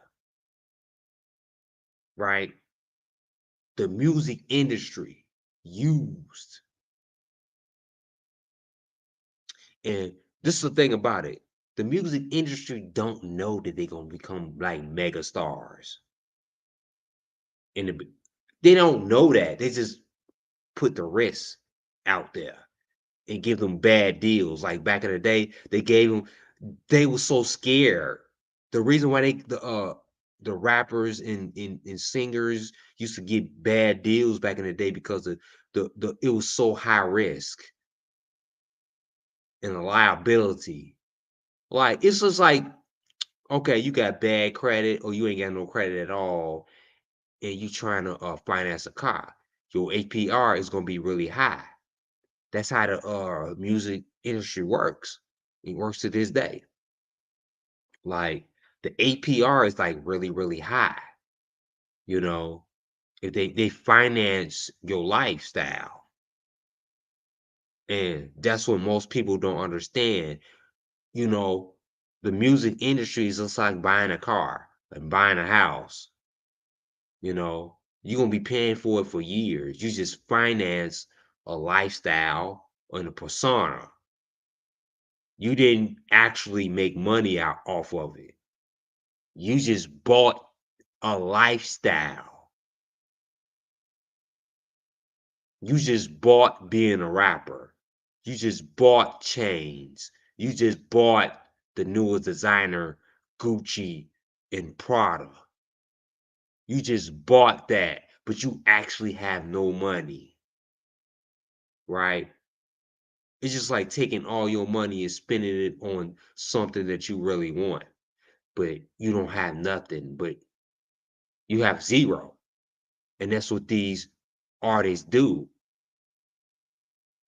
They don't know what they signed. They know what they signed up for. Like, oh yeah, you gonna give like Whitney Houston, Michael Jackson, Prince. They financed the lifestyle with they fucked up agents, right? Was in it for they was getting all the money. Like the people on the sides was getting the money, and they wasn't getting no money at all. They wasn't getting no money off this deal. They was getting got. The artists paid for the persona with the people on the side, the agents and all these people that you think you need getting paid, living their lifestyle. They're getting paid hundreds of thousands of dollars a year. But you getting your lifestyle is being financed for something that you have to pay. Like most people get fucked out of car deals, right? You go buy a 2020, right? You ain't got so good credit, but you want this. It's like okay, you go buy a Charger or you know or a Cadillac. You can afford it. You can make the money a year, but you do not. You got the money, right? But you don't have the credit, so your APR is really high. Ain't no regular finance company is going to want to finance you a car because you don't have the credit history. You know what I'm saying? That's why these scam ass creditors come, right? That's the scammers that charge you really high as APRs. That's why the record companies are scams. Because they used to charge rappers the high ass APR that they had to pay for the rest of their life. When you have to pay on the mortgage, you got to more likely, if your house costs $200,000-$300,000, you're gonna have to pay like a 25, 30-year mortgage. It's the same thing. And that's what most people don't understand, that you pay for the lifestyle. And because they just want to get in it. They look, this is the thing about it. They want to get in it so bad that they willing to do anything, and they just sign on the dotted line. Oh, I'm gonna get paid. I'm gonna get, and they don't think about nothing. You just think about, oh, you just ride you just see the Benz. Okay, before you sign your life away, you can afford it, right? You making the money, right now to afford it. That new Benz, right? But you don't even have no idea how much money you're gonna be paying for the next 10 years. You don't know how much you're gonna lose, right? You just thinking about what you see right ahead. I'm gonna be famous, everybody gonna know me, and that's it. You just signed, and you got a bunch of people who not against you, like the agents and shit, right? They gonna get their money while you still broke, you know? So of course you sign fucked up deals. You sign fucked up deals that get you killed. See, you don't sign no deal to take no money, no motherfucking money out. These deals get you killed. These deals get you put in jail. Huh? These deals get you put in jail. These deals get you killed. This shit is dangerous. The music industry is the most dangerous industry. I don't give a fuck if it's R&B. I don't give a fuck if it's, I don't give a goddamn what. The music industry is dangerous.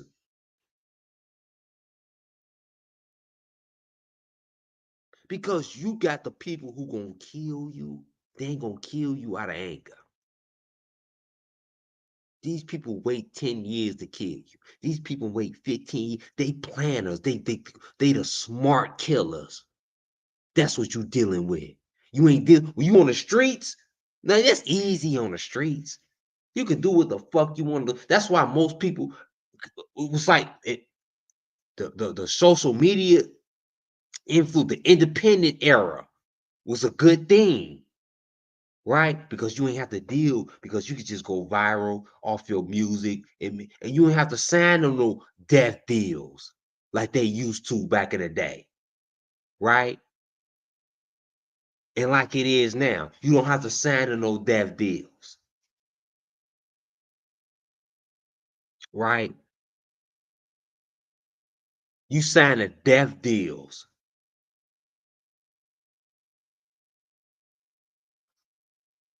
And these death deals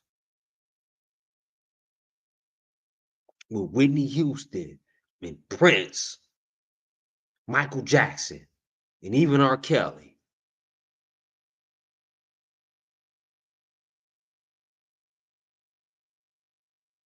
They just wanted to be famous. They didn't know that they were signing their life away. That you wasn't just gonna get money. If you was to blow up and become a superstar, you could die behind this. They didn't know that they was gonna blow up this big. The music industry didn't know that. They took a gamble. And guess what? It ain't no coincidence that Prince dead. It ain't no coincidence that Michael Jackson is dead. It ain't no coincidence that Whitney Houston is dead. I mean, come on now. Is this a coincidence? Fool me once, shame on you.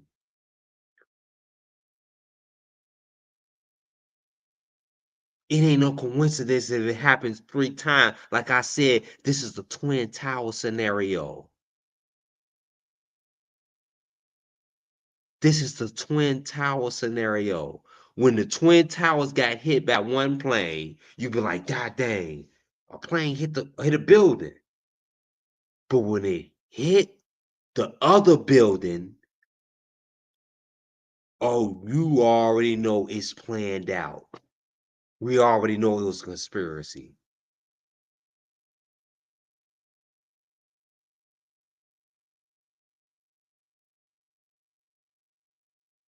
This is like the Twin Tower scenario. This is the Twin Tower scenario.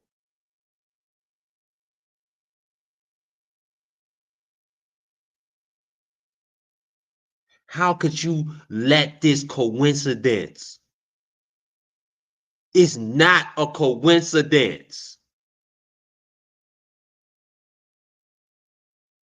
When you add the Twin Tower scenario to Michael Jackson's death, when you add the Twin Tower scenario, the Prince's death, when you add the Twin Tower scenario to Whitney Houston's death, it all adds up.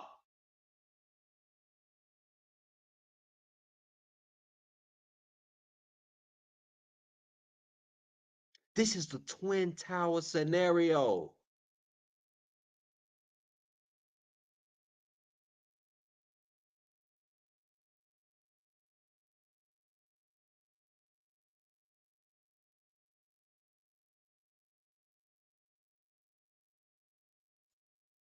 Something ain't right here. That's the same thing would happen when that second plane hit, and we coming up on 9/11. And we got to do a 9/11 video, right? We got to do that 9/11 video, the coincidences.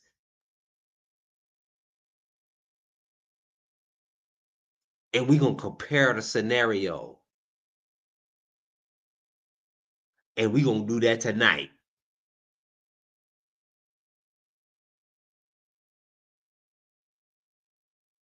It ain't no coincidence. The first plane hit with goddamn Prince. The second plane hit. No. The first plane hit with Whitney Houston. Who died first? Let me get this shit in order. Y'all comment. Hit it in the chat. We helping each other out. Right? In that order.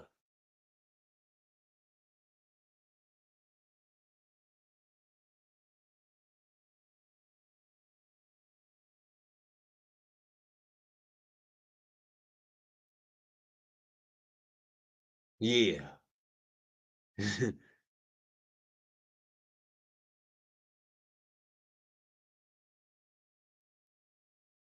Nah. You can't fool me. You ain't fooling me. And this is why I'm scared for R. Kelly, y'all. This is the exact reason why I am scared. I'm petrified for R. Kelly. Because R. Kelly has something that nobody else got. That catalog of music. Like Prince. That catalog music like Whitney Houston. Woo. And that catalog music like Michael Jackson. And you can argue between the three. Who's the greatest? between R. Kelly, Michael Jackson, and Whitney Houston, you can argue because they all in the same category. To me, R. Kelly, number one. R. Kelly is the number one artist of all time because he surpassed both sides.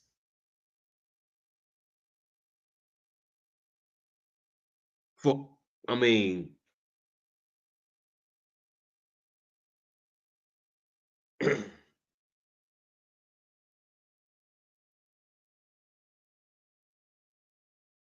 and number two, I say Michael Jackson. The reason why I say R. Kelly number one because I ain't, I'm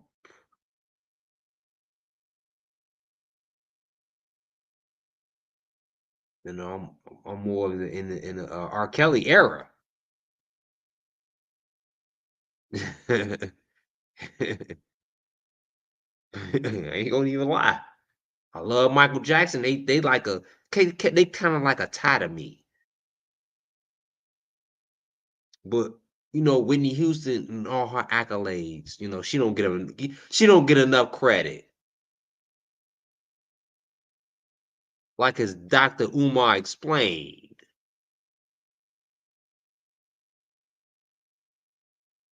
They don't give a fuck about credit. They don't give a fuck about they just don't give a fuck. I'm telling y'all, that's what we give a fuck about. They don't give a fuck.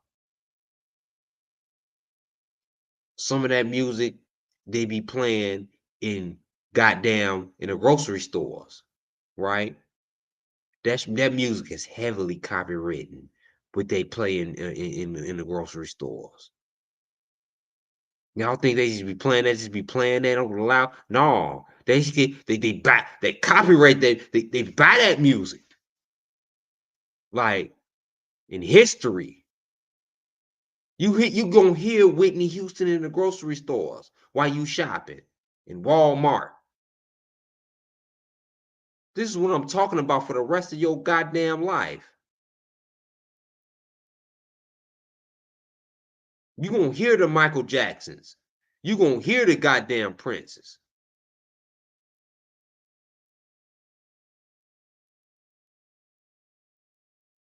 That's what you're gonna hear. This is why it's a war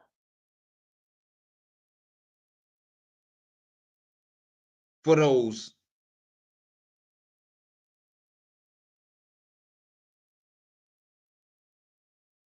the music.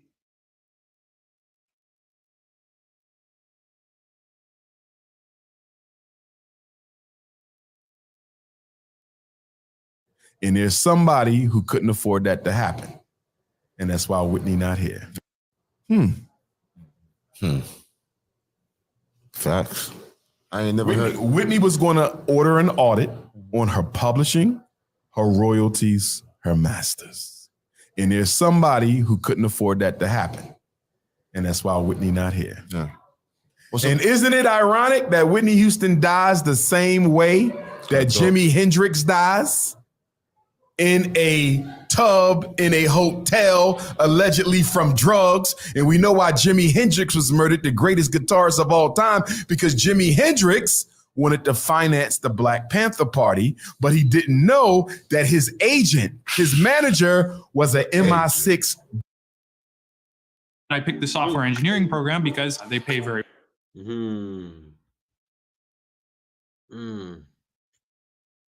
Wow. Some pretty heavy accusations right there. Ooh.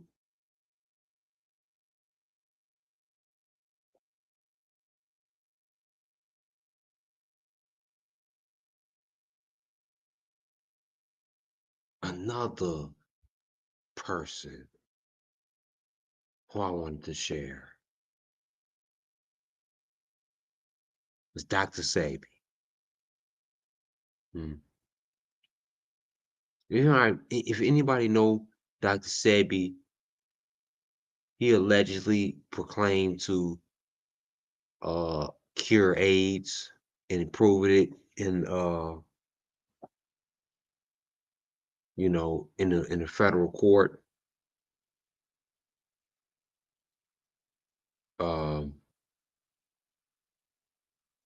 This is another similar,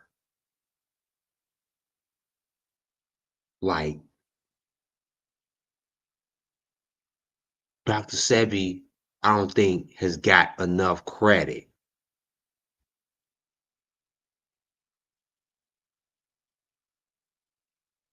Right?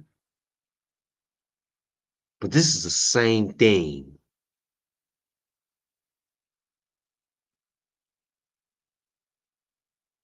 Dr. Sebi, they didn't come after Dr. Sebi because he had knowledge or nothing like that. They came after Dr. Sebi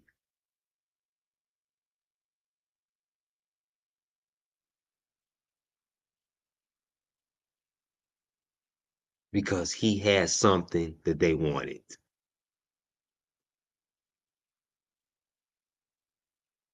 I'm gonna let him explain this.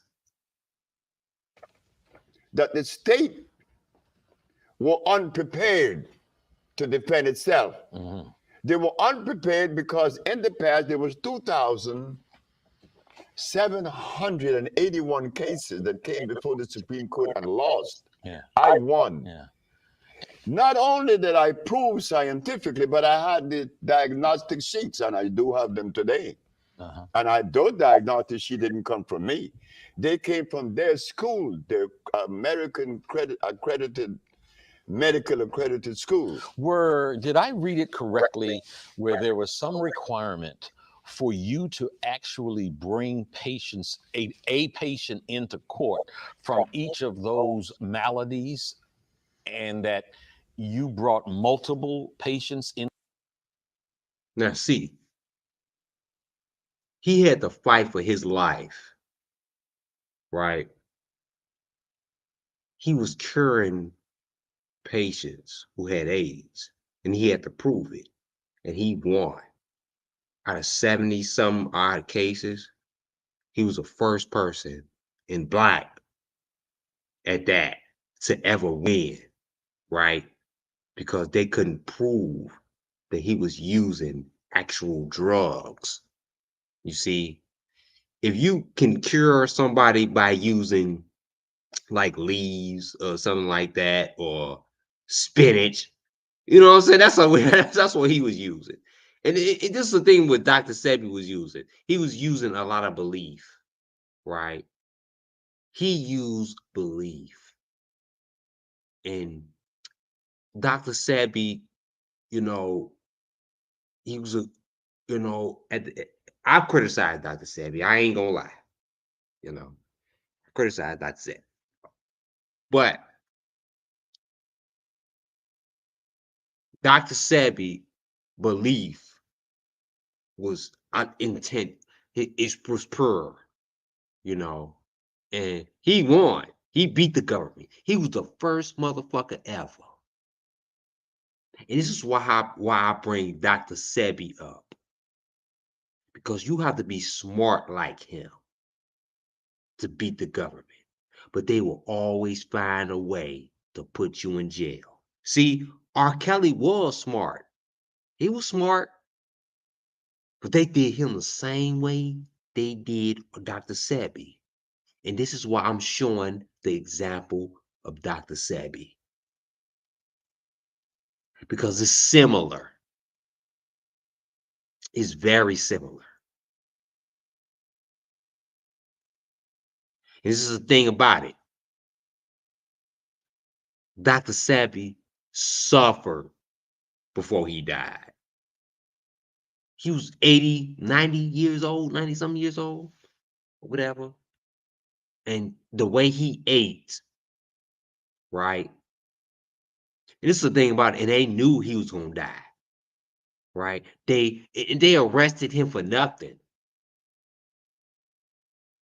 They arrested Dr. Sebi for nothing. Because they knew they knew his diet. And this is fucked up. And this is a fucking true story.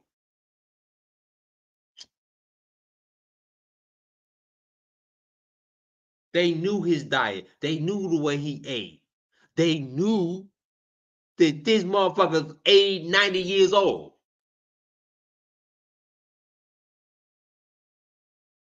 They knew if he was gonna put, they was gonna put him in jail the way he fasted, that he wasn't gonna have the energy to survive. They knew it. It was all set up.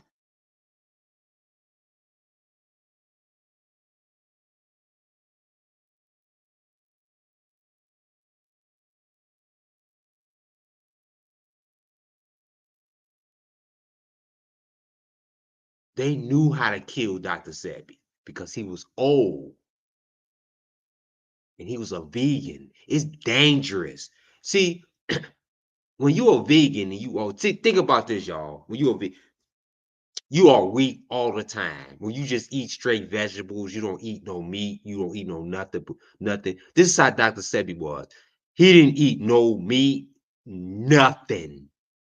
He survived on grains and berries and fruits. That was it. And it kept him full of energy, but at the same time, he had to eat a lot of it.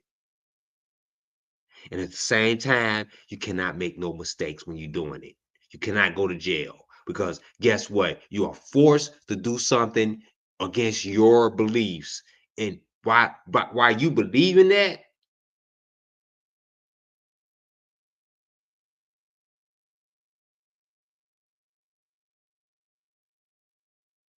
By you believing what you believe, and you hardwired. And Dr. Sebi was willing to die for his eating habits. They knew that. They know that, you know what? You know how we're gonna kill this nigga? We're gonna put this motherfucker in jail. You know what I'm saying? And that was it. How to kill him faster. He wasn't dying faster. Old Dr. Sebi was projected to live past 115 years old. No, we don't want no more years of this nigga. We know how to kill him the smart way. They know how to kill you based off of your beliefs.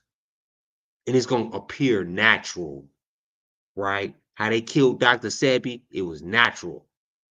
They killed him off natural causes. They put him in an environment where they knew he couldn't survive because they knew the way he ate, his environment, the way he ate. He couldn't get what he can eat. He can't eat what he can eat.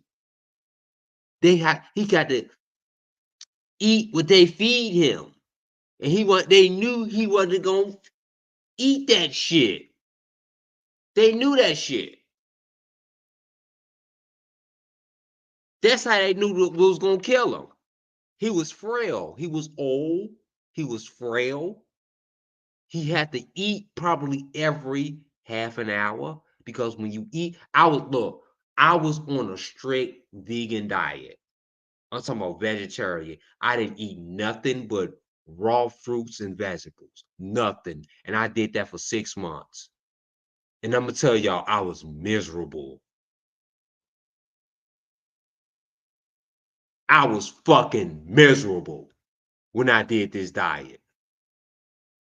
But it was real strict. I was determined. And that shit takes determination. You can't be bullshitting. You can't be out here partying. You can't be drinking and you have to have a lot of discipline to do that shit. And that's why I respect. Because I did it before. And when I was at work, it was draining me. I had no energy.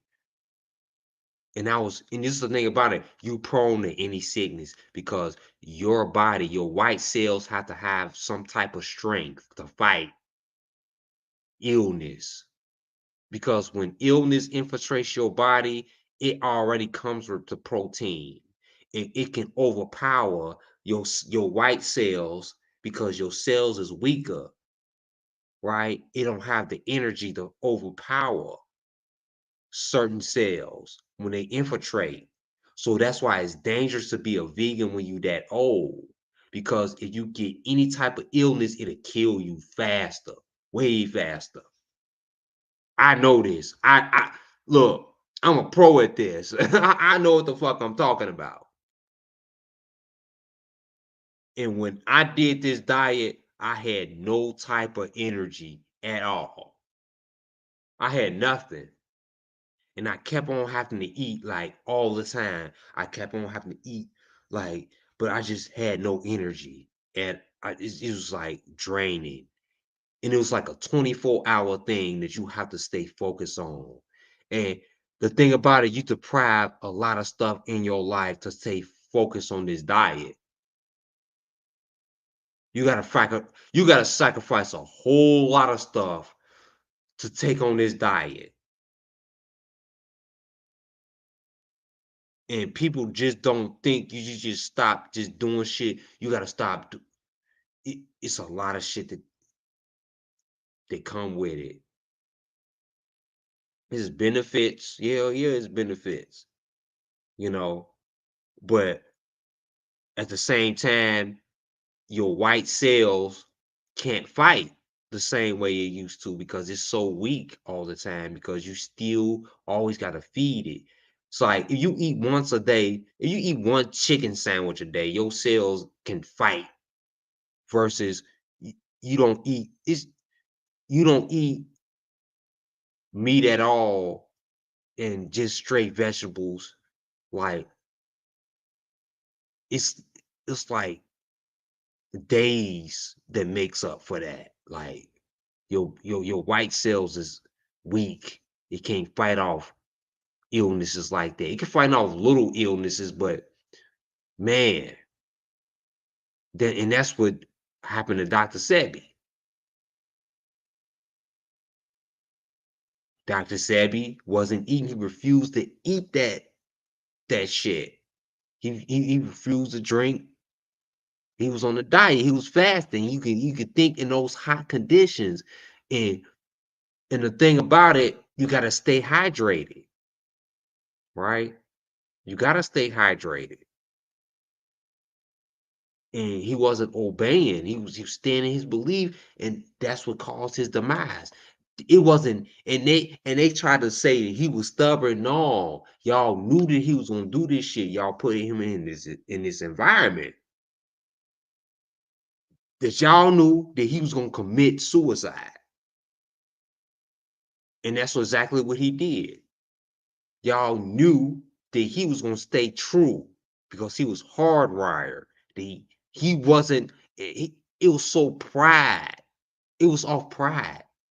Dr. Sebi was prepared to die. He knew he was going to die. He know if I go to prison, I'm going to die. And that's it.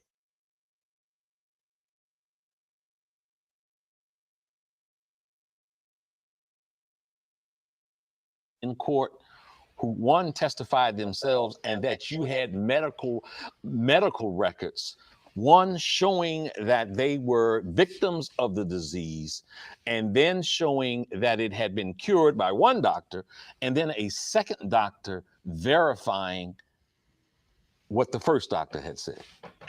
Yes. We have to remember this, that whenever you make a statement that goes against the grain, you better be prepared. Mm-hmm. You better be prepared. The judge said, Mm-hmm. Yeah. If you make a statement that go against the grain, you better be prepared. This is a dangerous game, right? They don't give a fuck about the little bloggers who talk that shit. No. Right? He got a claim to cure AIDS, right? Oh yeah, they want him. Oh no. You fucking up the money. You fucking up our $1 billion that we feed our family on, right? You fucking up the money. See, they don't give a fuck what you say. When you fuck up their money, that's when you fuck up, right? And this was Dr. Sebi. Dr. Sebi was a threat to the money. Dr. Sebi was a threat. And that's what it is. He's fucking up the money. Right? It ain't about what you say. Not no more.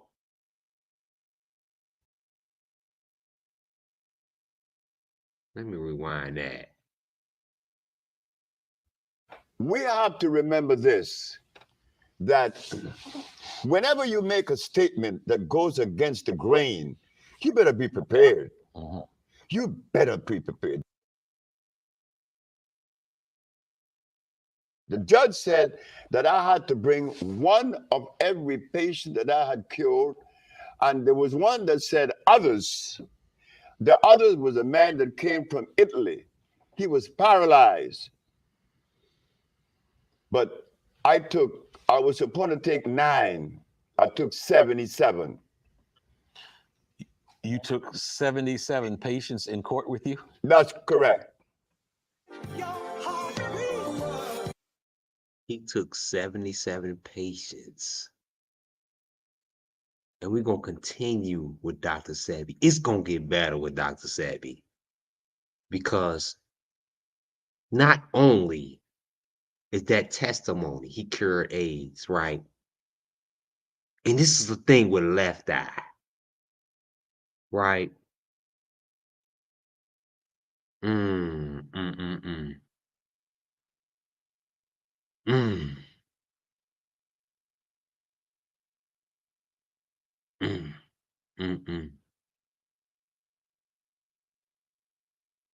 See? Oh no.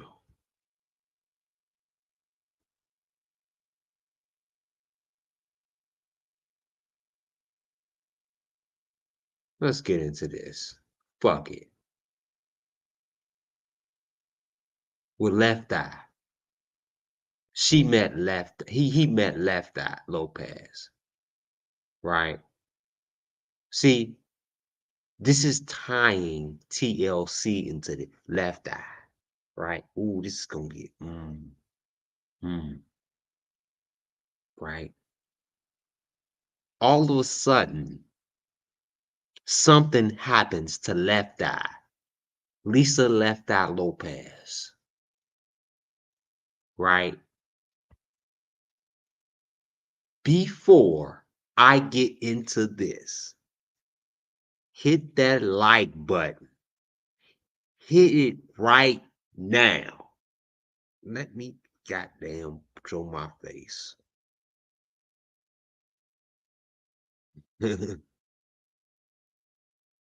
And we're going to take a intermission right now.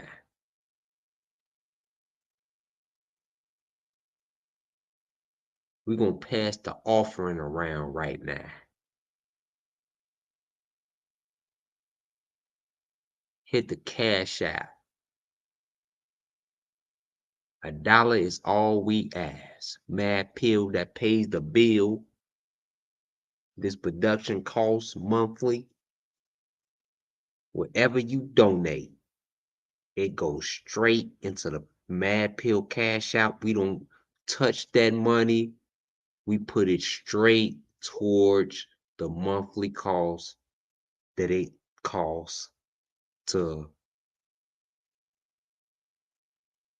go live. We appreciate everybody who donate tonight. Donate to the super chat. Again, we monetized. You can donate anyway. Venmo, Zelle, however you want to the super chat. So if that way you can donate that way. If it's easier donating in the Cash App, donate that way.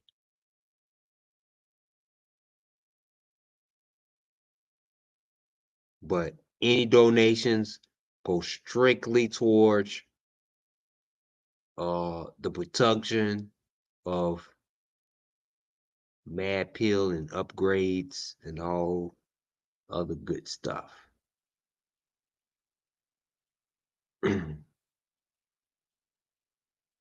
Shouts out Shannon. Thanks for the cash out. Appreciate you.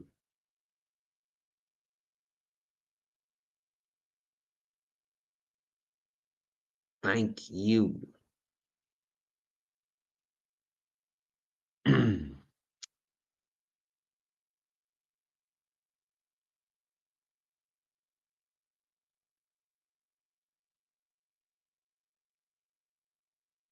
I'm gonna take a 15-second. No, I'm gonna make that 30-second. 30-second intermission. Y'all hit those like buttons. I'm gonna get into this last half. Hit the like button. Like.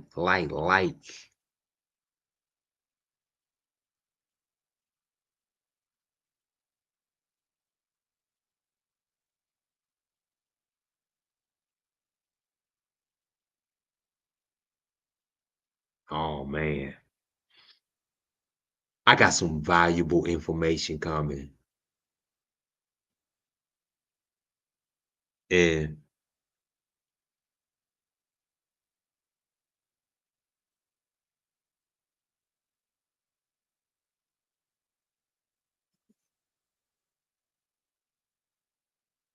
I'm gonna play this.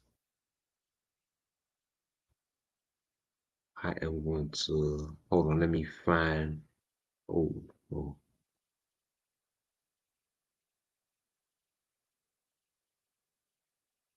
I'm gonna go back a little bit.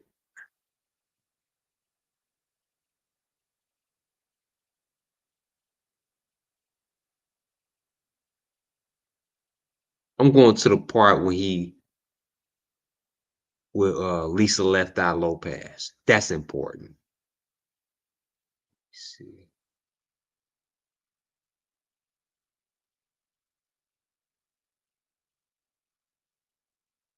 Together with another document from a different doctor proving that the witness is now cured of this disease. Oh, okay, I'm gonna go back. He didn't have. Why do people love Harmless Harvest smoothies? Again, if y'all see my ads pop up on a playback, please watch them. Please. Appreciate that.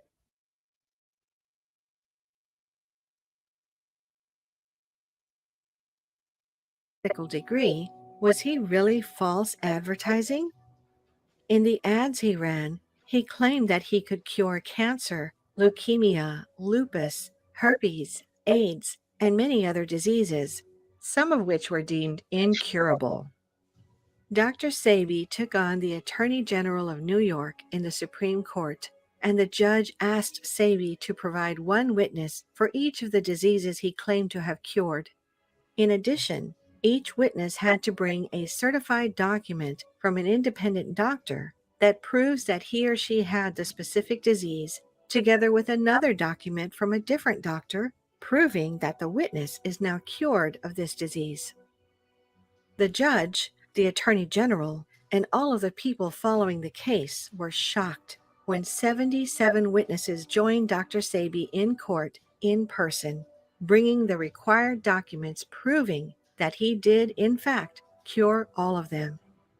Although Dr. Sebi was questioned for hours and different laboratories tested his herbal remedies, he was eventually found not guilty.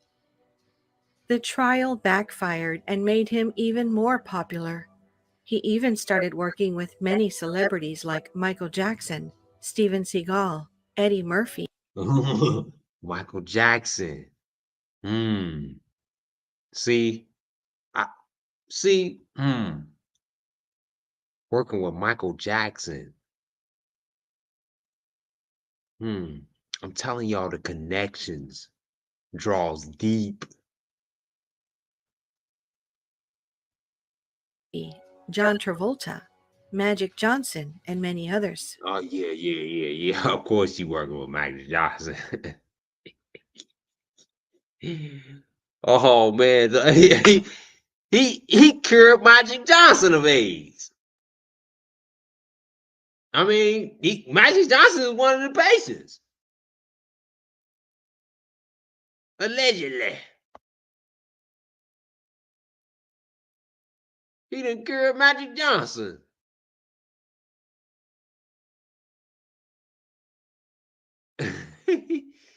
No wonder Magic Johnson ain't had no symptoms. Boy. Yeah, have y'all thought about that shit? I don't think so. I ain't even thought about I ain't even never know he's worked with Magic Johnson.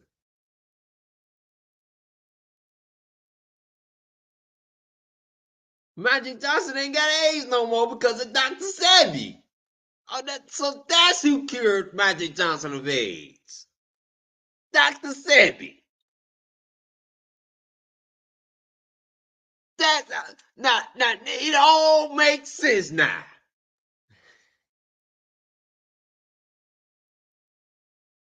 It all makes sense. I get it now.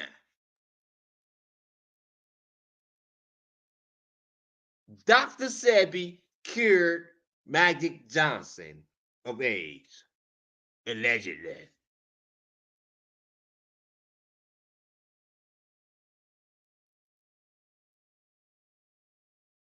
Now,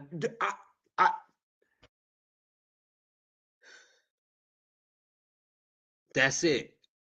See, they stole that, right? They don't want to give Dr. Sebi the credit for curing Magic Johnson of AIDS. No, they stole. See, that's how Dr. Sebi did. That's exactly why Dr. Sebi did, because they don't want that information to come out. They want to take the credit. They got the cure. No, they got the cure for Dr. Sebi. They trying to take the credit.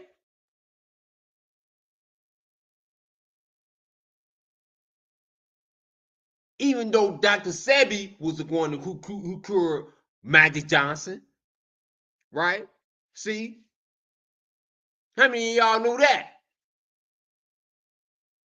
How many of y'all know or knew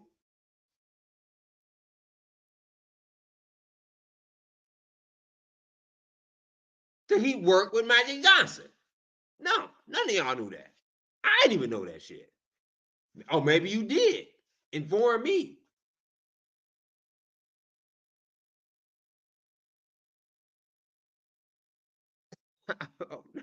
It all makes sense.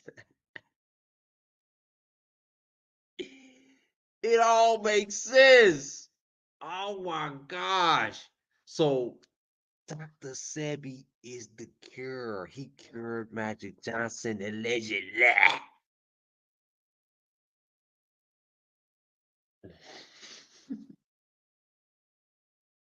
While I'm laughing, this is true.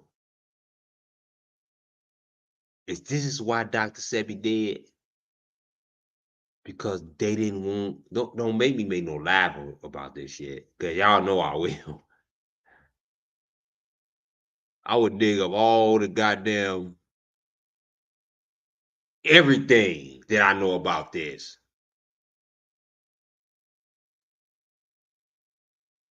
You know what? That's what I'm gonna do. I'm gonna dig up everything that I know about this.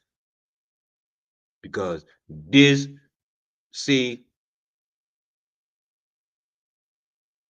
I don't think that Dr. Sebi got the credit for curing Magic Johnson of AIDS. And you know, this is the thing about it. Magic Johnson ain't even saying nothing about Dr. Sebi. Have y'all heard an interview about Magic Johnson saying anything about Dr. Sebi? He ain't saying shit about Dr. Sebi at all. That's why we don't know about him.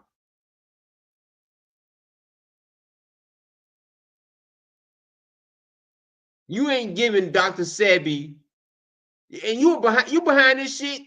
I mean, you just a sinister too. Now I'm looking at Magic Johnson in a different way now.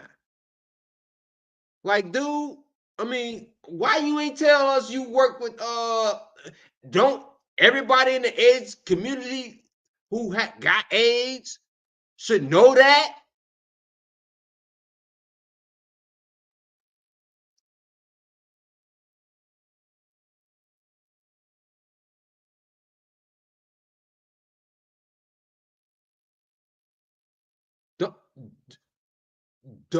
Don't you think that everybody should know that in the AIDS community? How you got cured? What you the ingredients, the natural herbs you need to be cured.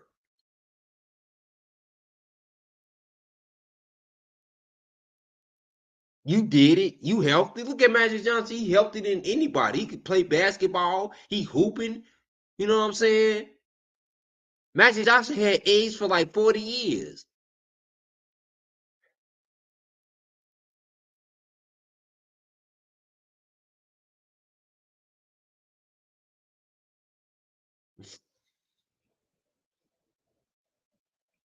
And he never ever mentioned out his mouth that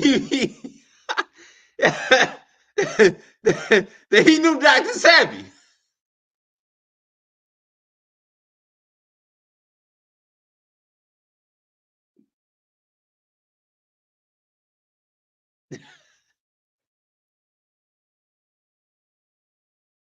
I mean, come on now. That ain't even fair. He had the cheat code all along. Like, and he wanted to play like he was like doing it himself. He was strong. No, bro, you had the cheat code. You had Dr. Sebi. Anybody couldn't just this dude.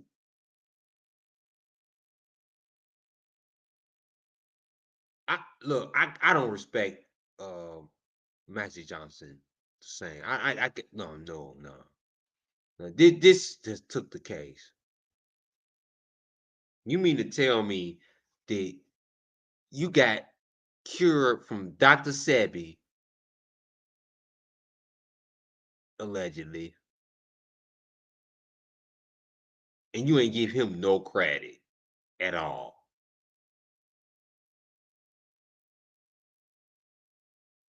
This is Dr. Sebi ain't get no respect.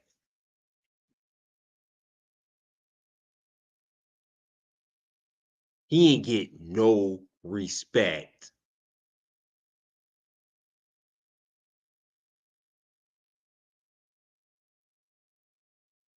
To take him under his Magic Johnson under his wings. Cure him.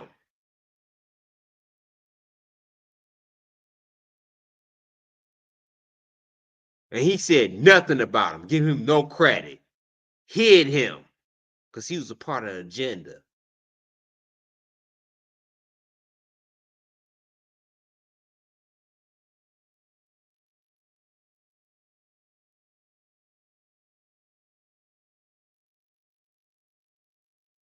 Fucked up.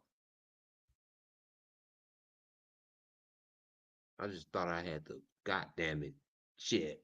This is a good point. Magic Johnson. Magic Johnson got cured from there you have it, folks. Magic Johnson, this is the cure. This is what y'all all been. This is the answer. Dr. Sebi cured Magic Johnson.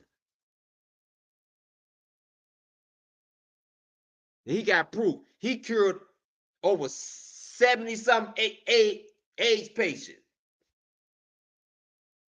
And Magic Johnson was one of them. Magic Johnson was probably one of the ones he presented in court. Have y'all thought about that shit?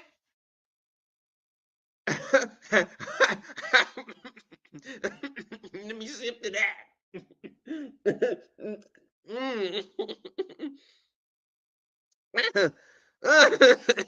Was Magic Johnson part of the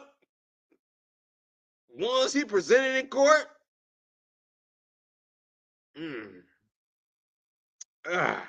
me sip it. Let me sip that.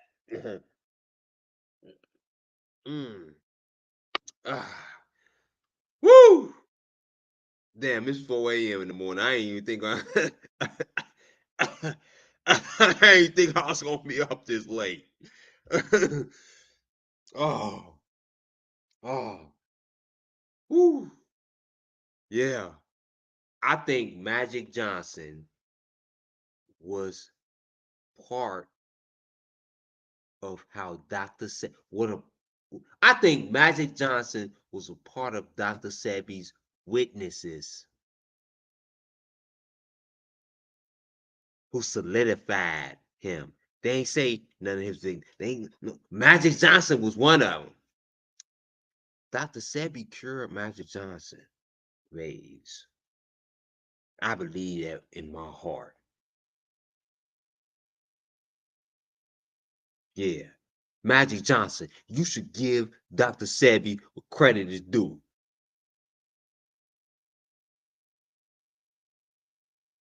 You didn't even say how you got cured of AIDS.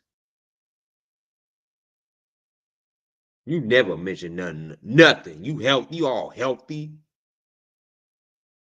No, it's been since 1989. God damn. It's been 30 years. What the fuck?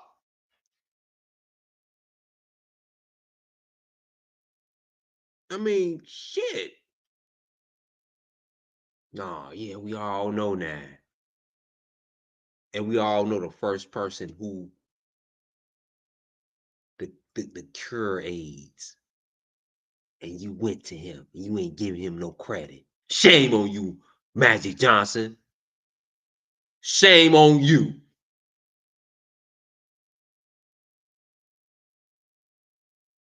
And I hope the world share this shit. World share this shit.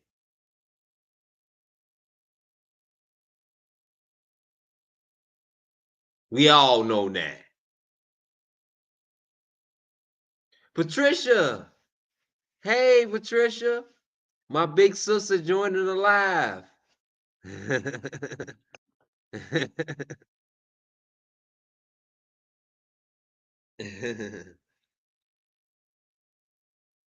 That's my big sister.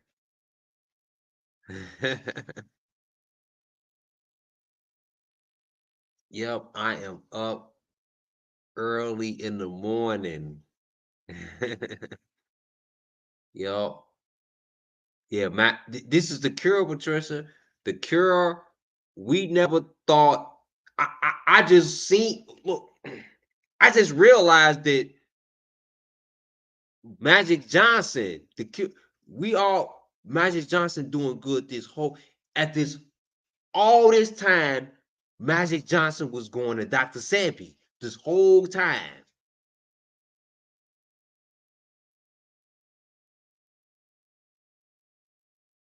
He was going to Dr. Sebi this whole time. And he never gave Dr. Sebi the credit for curing him of AIDS. And I believe that Dr. Sebi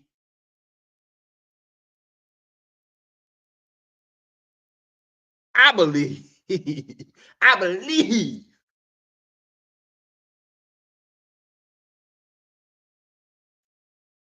in my heart that Dr. Sebi used him as a witness in the court. And that's how he won. Right? He said Dr. Sebi said it himself, and he didn't say the names, the specific names. And I know he wouldn't say Magic Johnson. I know he wouldn't say that. He used over 70 plus people. And I believe that Magic Johnson was one of them, that he cured for AIDS, that he won in the Supreme Court.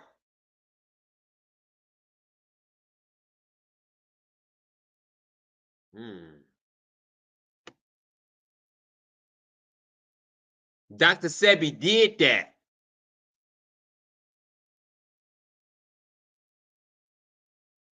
Magic Johnson ain't giving him his dues. Shame on you, Magic Johnson. Now we know how you got cured from AIDS now, Magic Johnson. It was Dr. Sebi. But you getting the government,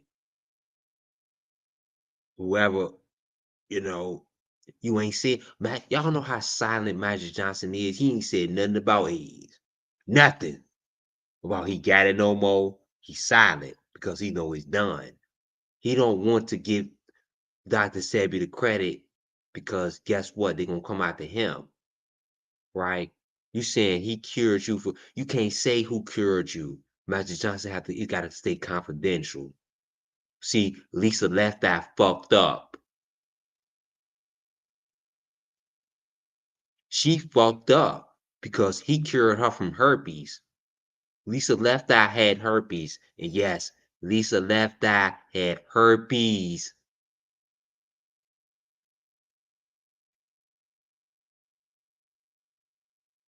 Yeah, Patricia. You just woke up? Yup. Yup. You was seeing. I just found that out, Patricia. Yup.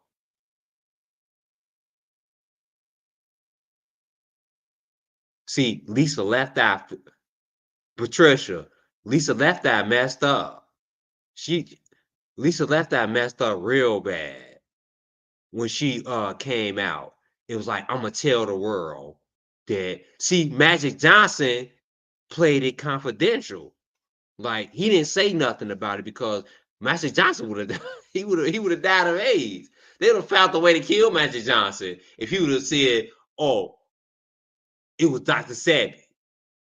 See, Left Eye messed up when she came out,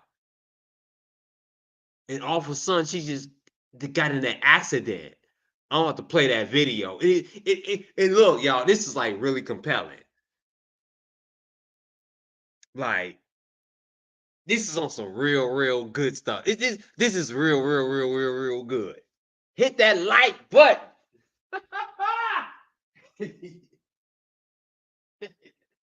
Oh man.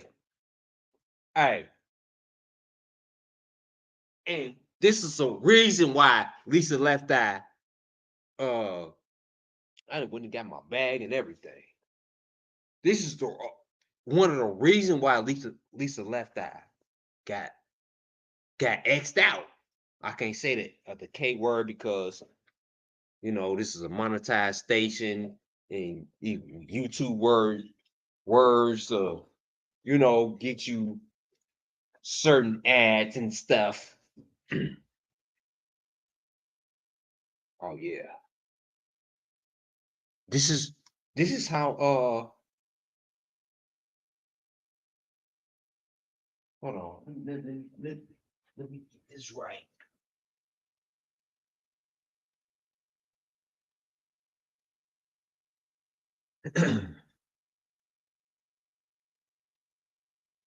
Yep. This is how Lisa Left Eye got X'd out, right? Because she was talking too much. She was like, "Oh, I'm gonna tell the world." She wanted to tell the world. She wasn't supposed to tell the world. She was supposed to keep it confidential. That's why she got X'd out, right? You keep your goddamn mouth shut when you talking about motherfuckers curing you of herpes because you fucking with motherfuckers' money. You talking about you talking about the drug industry, the pharmacy, right? They make so much money off of herpes. You having herpes, they treating you with herpes. They make so much money off of that shit. To say you got a cure off that shit, you fucking with their money. They gonna kill you for that. No, That's why that shit's so dangerous to speak out. That's why Magic Johnson ain't said shit about nothing about curing AIDS, because he's concerned about his life. No, he wasn't gonna die for that shit.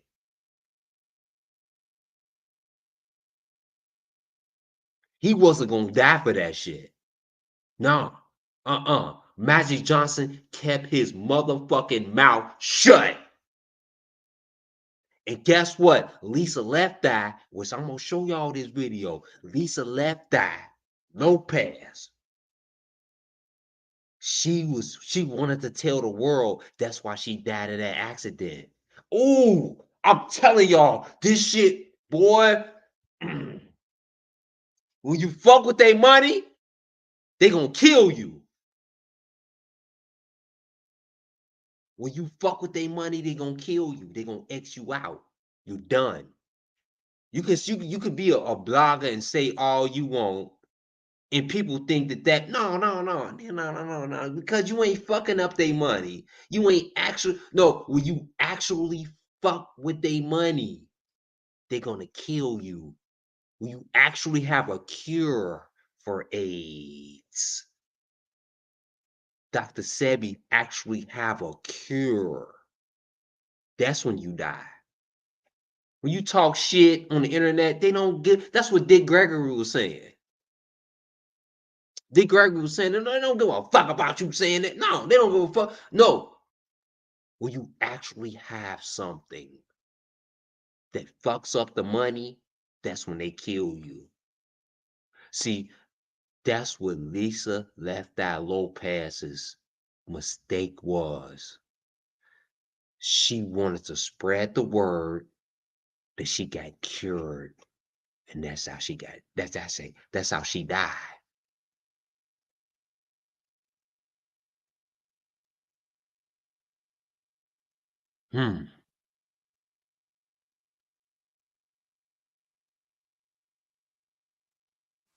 Dr. Sebi helped Michael Jackson overcome an addiction to morphine and painkillers. See, this is a constant on thing. Right? Did y'all know that he helped Michael Jackson too?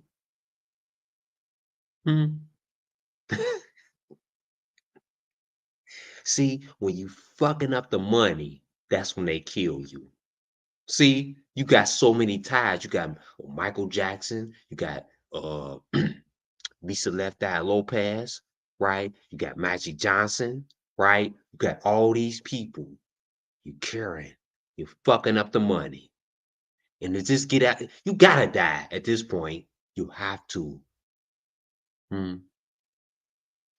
Right. See, excuse my voice. Oh shit. Look, I'm gonna show y'all when you run your motherfucking mouth, and this is why you gotta sit. When you find out shit, you gotta accept it in silence. When you big, not when you just doing some shit like when you big and you fucking up the money.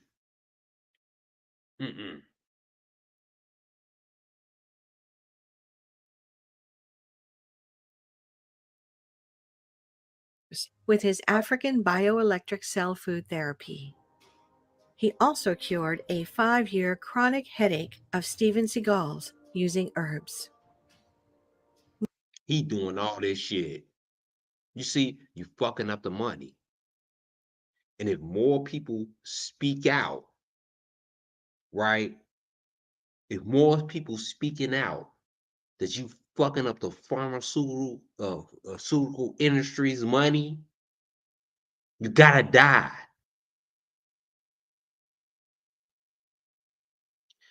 You fucking up the pharmaceutical industry's money. What do you expect? Like, and this is the thing about it. Nobody knew that Steven Seagal was no. Nobody knew that shit. This shit it's just coming out right now. Like, this is shit that's new to me. Like, for real. Like, this dude was doing a whole lot of shit, curing a whole lot of shit, fucking up money. He had to go, and they couldn't make it obvious. Like, they couldn't. If they would have like assassinated him like Kennedy or some shit like that, okay, that would have been obvious, and it would have been causing uproars and world wars and all type of bullshit. No, they knew how to get him. I told y'all they planned this shit in advance. They know how to get you. And this is the thing about it. Magic Johnson didn't say shit. And we about to get into Lisa Left Eye Lopez, right? Lisa Left Eye Lopez, she would have been still alive if she did not reveal her cure from Dr. Sebi.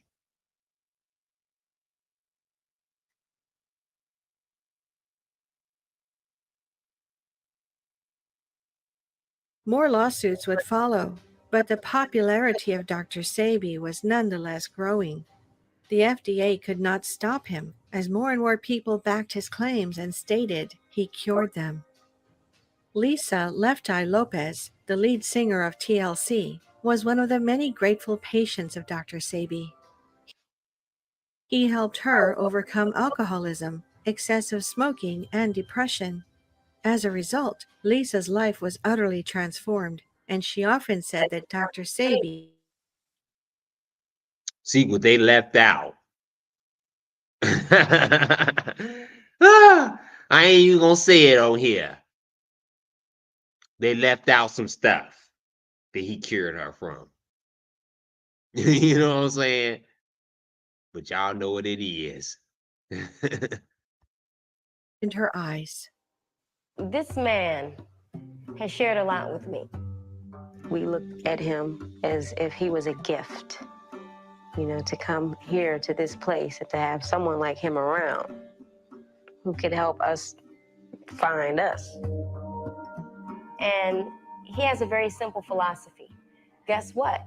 You're not just a physical being, okay? You are an entity with an energy source, you know, that is responsible for, you know, your physical well-being. I mean, I don't care what anybody says about it. You know, he really opened my eyes. Lisa wanted to repay him by spreading information about him and his healing methods, while also sharing her own transformation. So she shared her experience at the Usha village with MTV. In the tiny village, Lisa sought guidance for body and soul from an herbal guru named Dr. Sebi.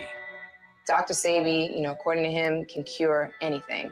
Everything from trying to lose weight to, you know, looking for a cure for AIDS. People go there with hopes and dreams that Dr. Sebi can somehow save them. She had been through so many intense problems in her career and in her life and in her personal life that she didn't know where to turn. And this doctor, she said, had shown her how to really open up and cleanse all of the negativity out of her. She told me she was suffering with alcoholism and that she was smoking excessively, cigarettes, drinking and smoking. She asked me, what do I need to do to stay on the side of peace? I said, fast, do what Jesus did. She said, what did Jesus do? He fasted for 40 days and 40 nights. At the end of the fasting, she came to me. I heard the door opening at 2 o'clock in the morning. She said, I completed my fast this morning. I said, what did you see? I saw God. She said, I'm going to make you famous. I said, how? Because I'm going to talk about you. Does everyone know you cure AIDS and cancer? There's just a lot of people. What did I just tell y'all? And that moment, she fucked up. she fucked up when she told her. Right? She fucked up. She opened her goddamn mouth. She said to the world that she was going to tell that you cure AIDS, and that's when she fucked up. And see, that's the difference between Lisa Left Eye Lopez and Magic Johnson. That's why Magic Johnson ain't dead right now. Because if Magic Johnson said the same goddamn thing, he would be dead right now.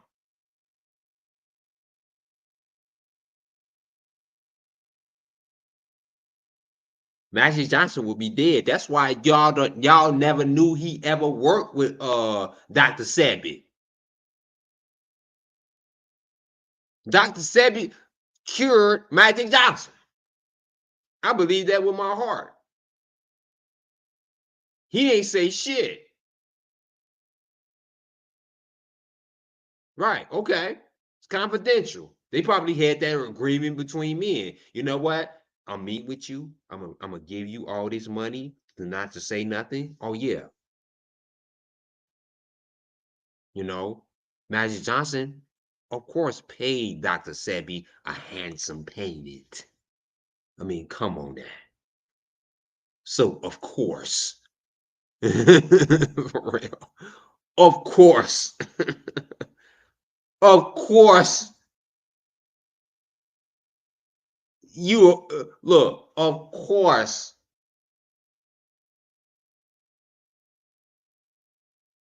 you gonna keep it confident. You ain't gotta say nothing.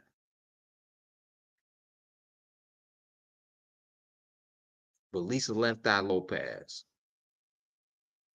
ooh, she was, she knew too much. She was, oh, she died in that car accident.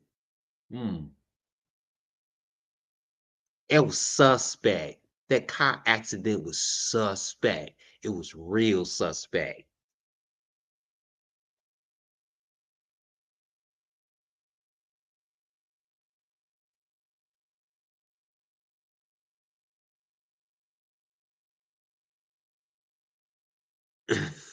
It's real suspect. People in the world who are suffering, they're sick, they're not happy. They're looking for answers. They don't know where to turn. Well, I know a man who's been curing AIDS since 1987. Ooh, that's what she fucked up at. I know a man who's been curing AIDS since 1987. That was the AIDS era. See, AIDS was like COVID back in the day. Like, it was like a pandemic, like of sex. That you was forced to wear condoms, right? And it really wasn't. You know why?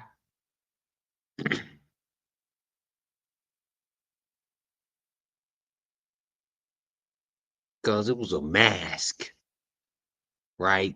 The condom was the mask back in the day for the AIDS pandemic.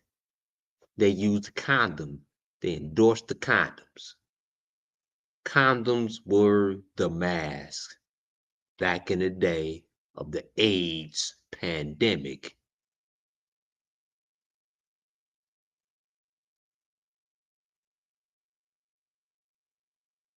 That was back in these days. And you saying that you current AIDS, right? This was the dangerous era, right? Because the government owned AIDS. They just introduced AIDS back in the day. And you claiming that you fucking got the cure for AIDS?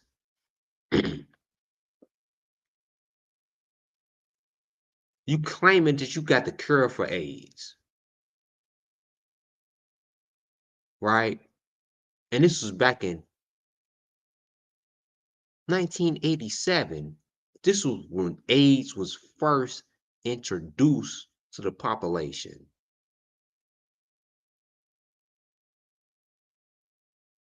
How?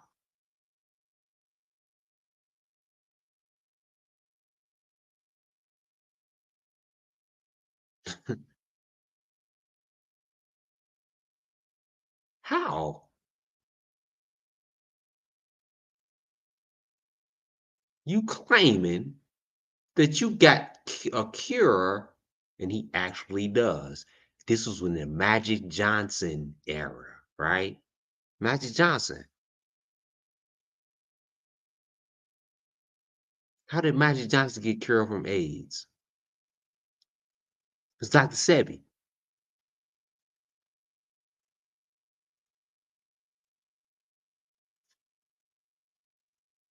So she's what she fucked up at, she's opening up her goddamn mouth. She talking too much.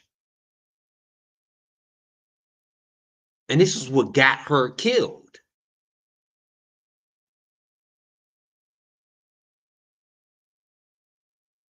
Because she's talking too much. Who let her I mean, come on, this is not wise.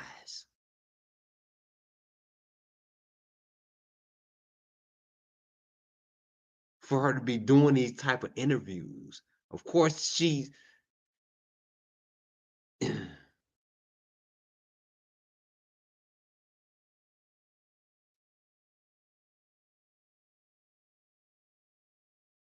but come on now.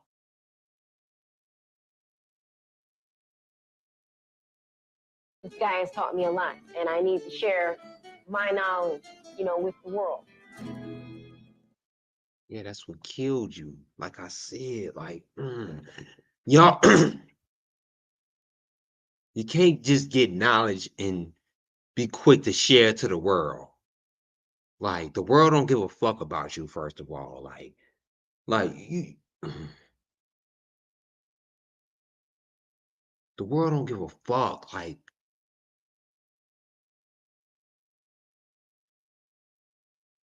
Jesus.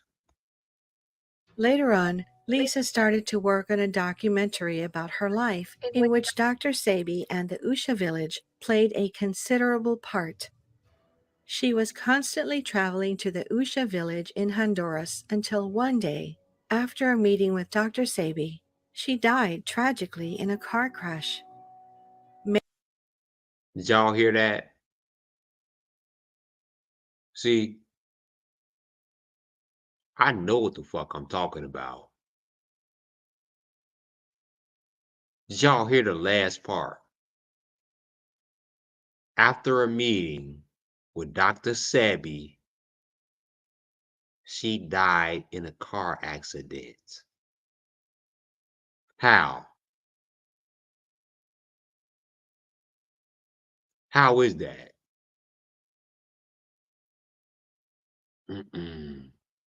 I don't think so. I don't think she died in the car. That wasn't no accident.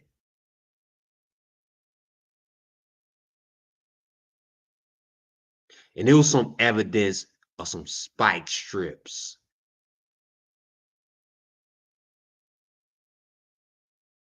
Y'all want to get technical? We can do that.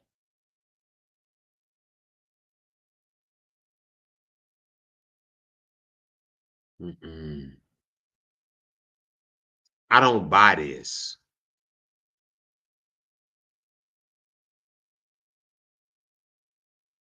Usha village played a considerable part. She was constantly traveling to the Usha village in Honduras until one day, after a meeting with Dr. Sebi, she died tragically in a car crash. Many believe Lisa Lopez's death was not an accident and was the only way to stop her campaign of popularizing Dr. Sebi and his holistic healing methods.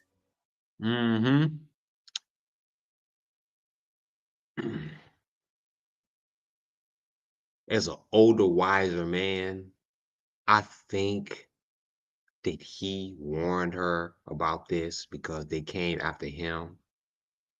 And as any wise person a responsible person would do and would advise.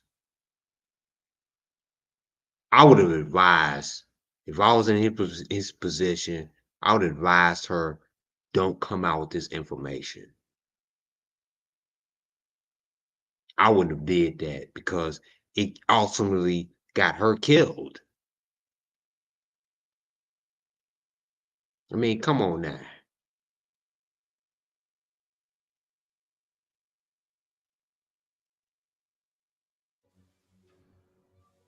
Famous rapper Nipsey Hussle was another grateful patient of Dr. Sebi. So grateful, in fact, that after Dr. Sebi's death, he wanted to fund the creation of an entire documentary about him and his healing practices. You know, do you want to satisfy? Oh, again. Okay, if you come across my playbacks, please watch the ads. It does us a favor.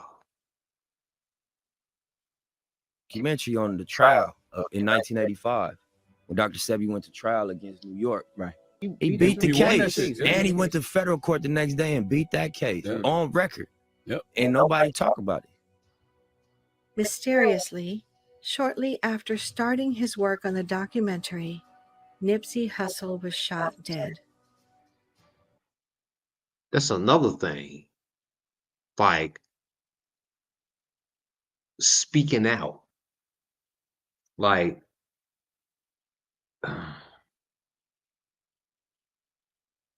and I'm gonna stop it there. I'm gonna stop it right there. Because oh jeez. I ain't even get into the Michael Jackson part of the live. Like this is this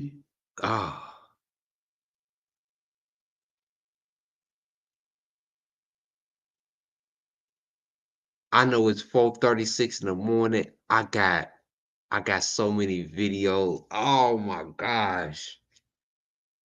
I'm gonna have to discontinue this live. I'm gonna have I didn't expect to make a part 2, but I got like 6 more videos to show. And they pretty goddamn long.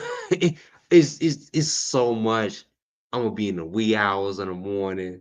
I gotta get back up at 10 o'clock in the morning. It's 4:37 a.m. I appreciate y'all, everybody who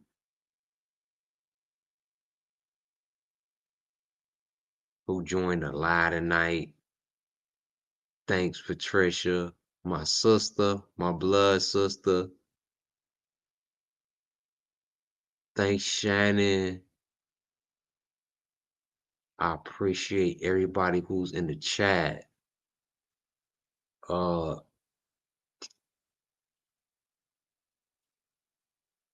Passing the offering around. If you enjoyed this show, we on for 3 hours and 14 minutes. I mean, this was a great live tonight. I mean, oh my God, it was great. I enjoyed y'all. If you enjoyed this live, please hit that cash out. Hit the cash out. Donate that $1. Donate that $1 or donate to the super chat. The super chat, when you donate to the super chat, it accept everything, you know. But I appreciate everybody. I got a time limit. All right, Patricia. I'm gonna give me some rest.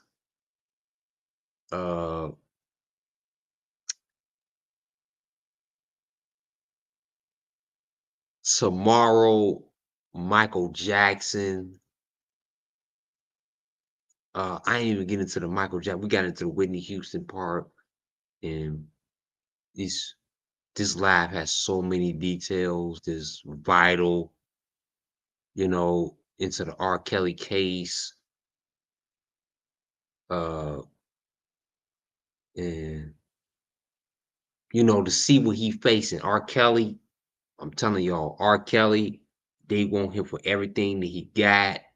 They're gonna get him before he get out of his rights and everything. And the greats, the comparison to the greats. You know, R. Kelly is one of the greats. And he the king of R&B. Michael Jackson, the king of pop. Prince, Whitney Houston, you know,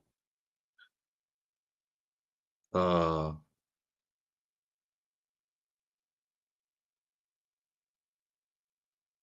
appreciate everybody who joined the live tonight. Again, hit that Cash App.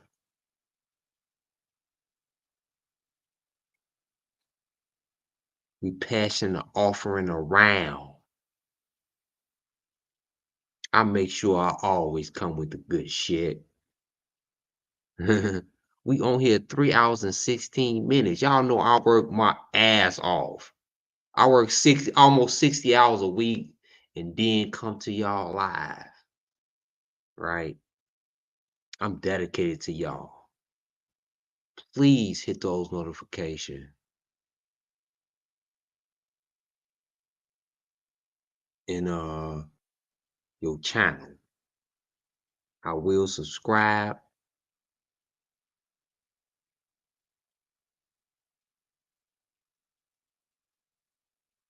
And remember y'all, all donations go strictly towards the Mad Pill to pay the bill that it takes to go live.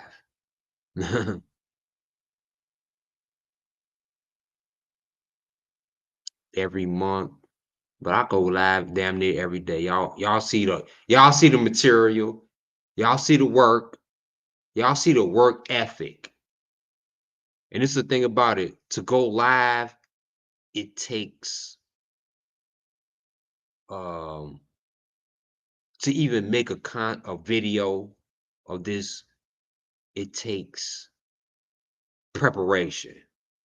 Like, and I work 10 hours, 12 hours, and then it'll take me 2-3 hours to prepare for a live, you know. Even though I got the videos already set up, I'm still taking two because I got notes and, you know, I'm a writer too. You know, I like stuff to be organized. I don't like to just, I just bring y'all the best. You know, I like to give 100%. I don't half-ass nothing, you know. And I give more than what I take and than what I ask for, you know. So I appreciate everybody for joining the live tonight.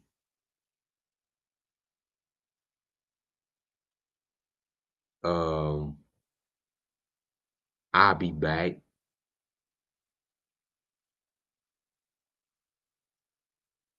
Tomorrow. Who gonna be here tomorrow? Put a 1 in the chat. Put a 1 in the chat if you gonna be here tomorrow.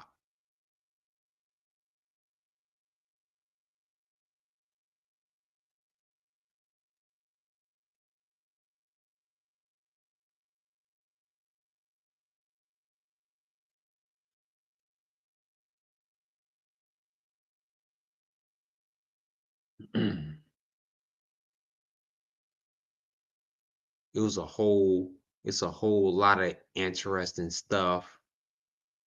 Like the Dr. Sebi and Lisa Left Eye.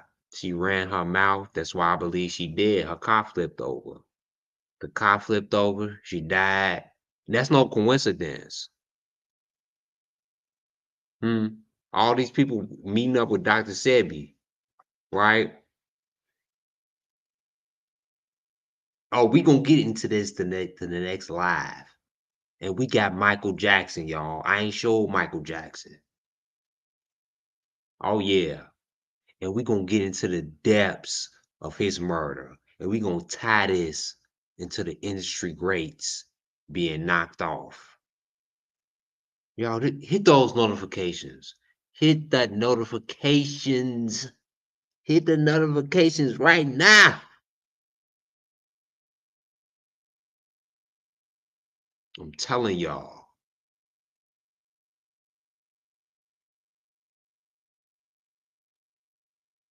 I got 6 more videos lined up that I can't even play right now because that's gonna be like 3 more hours because I'm gonna be talking too long.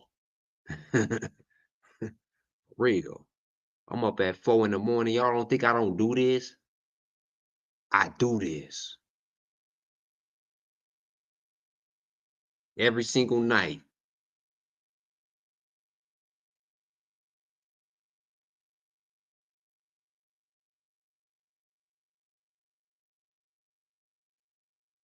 Oh, me and Dave.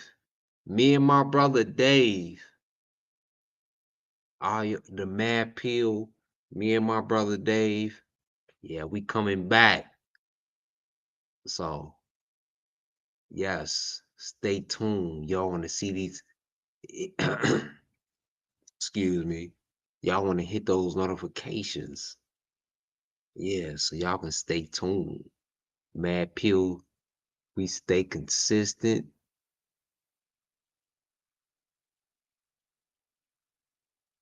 And y'all don't want to miss the other half. Tomorrow. I promise y'all I'm coming back. Y'all know I'm coming back. Stay up.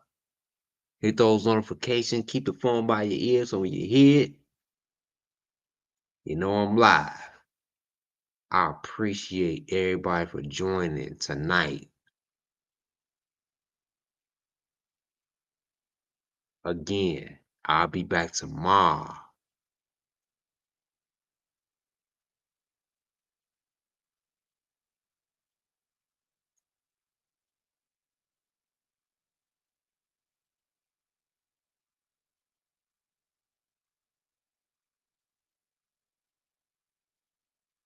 Even with this, excuse me, even when this live is over, continue to hit those like buttons. It's important.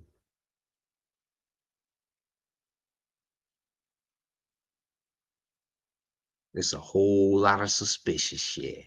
Tomorrow, it's a whole lot of suspicious shit. Hey, it's a whole lot. Who gonna join me tomorrow? I need everybody here tomorrow. I need everybody here tomorrow. Who is going to be in the live tomorrow? I need you here. I need all of y'all who's in here right now. I need y'all here. I'm not done yet. I ain't done yet. I need all of y'all here. Every single last one of y'all.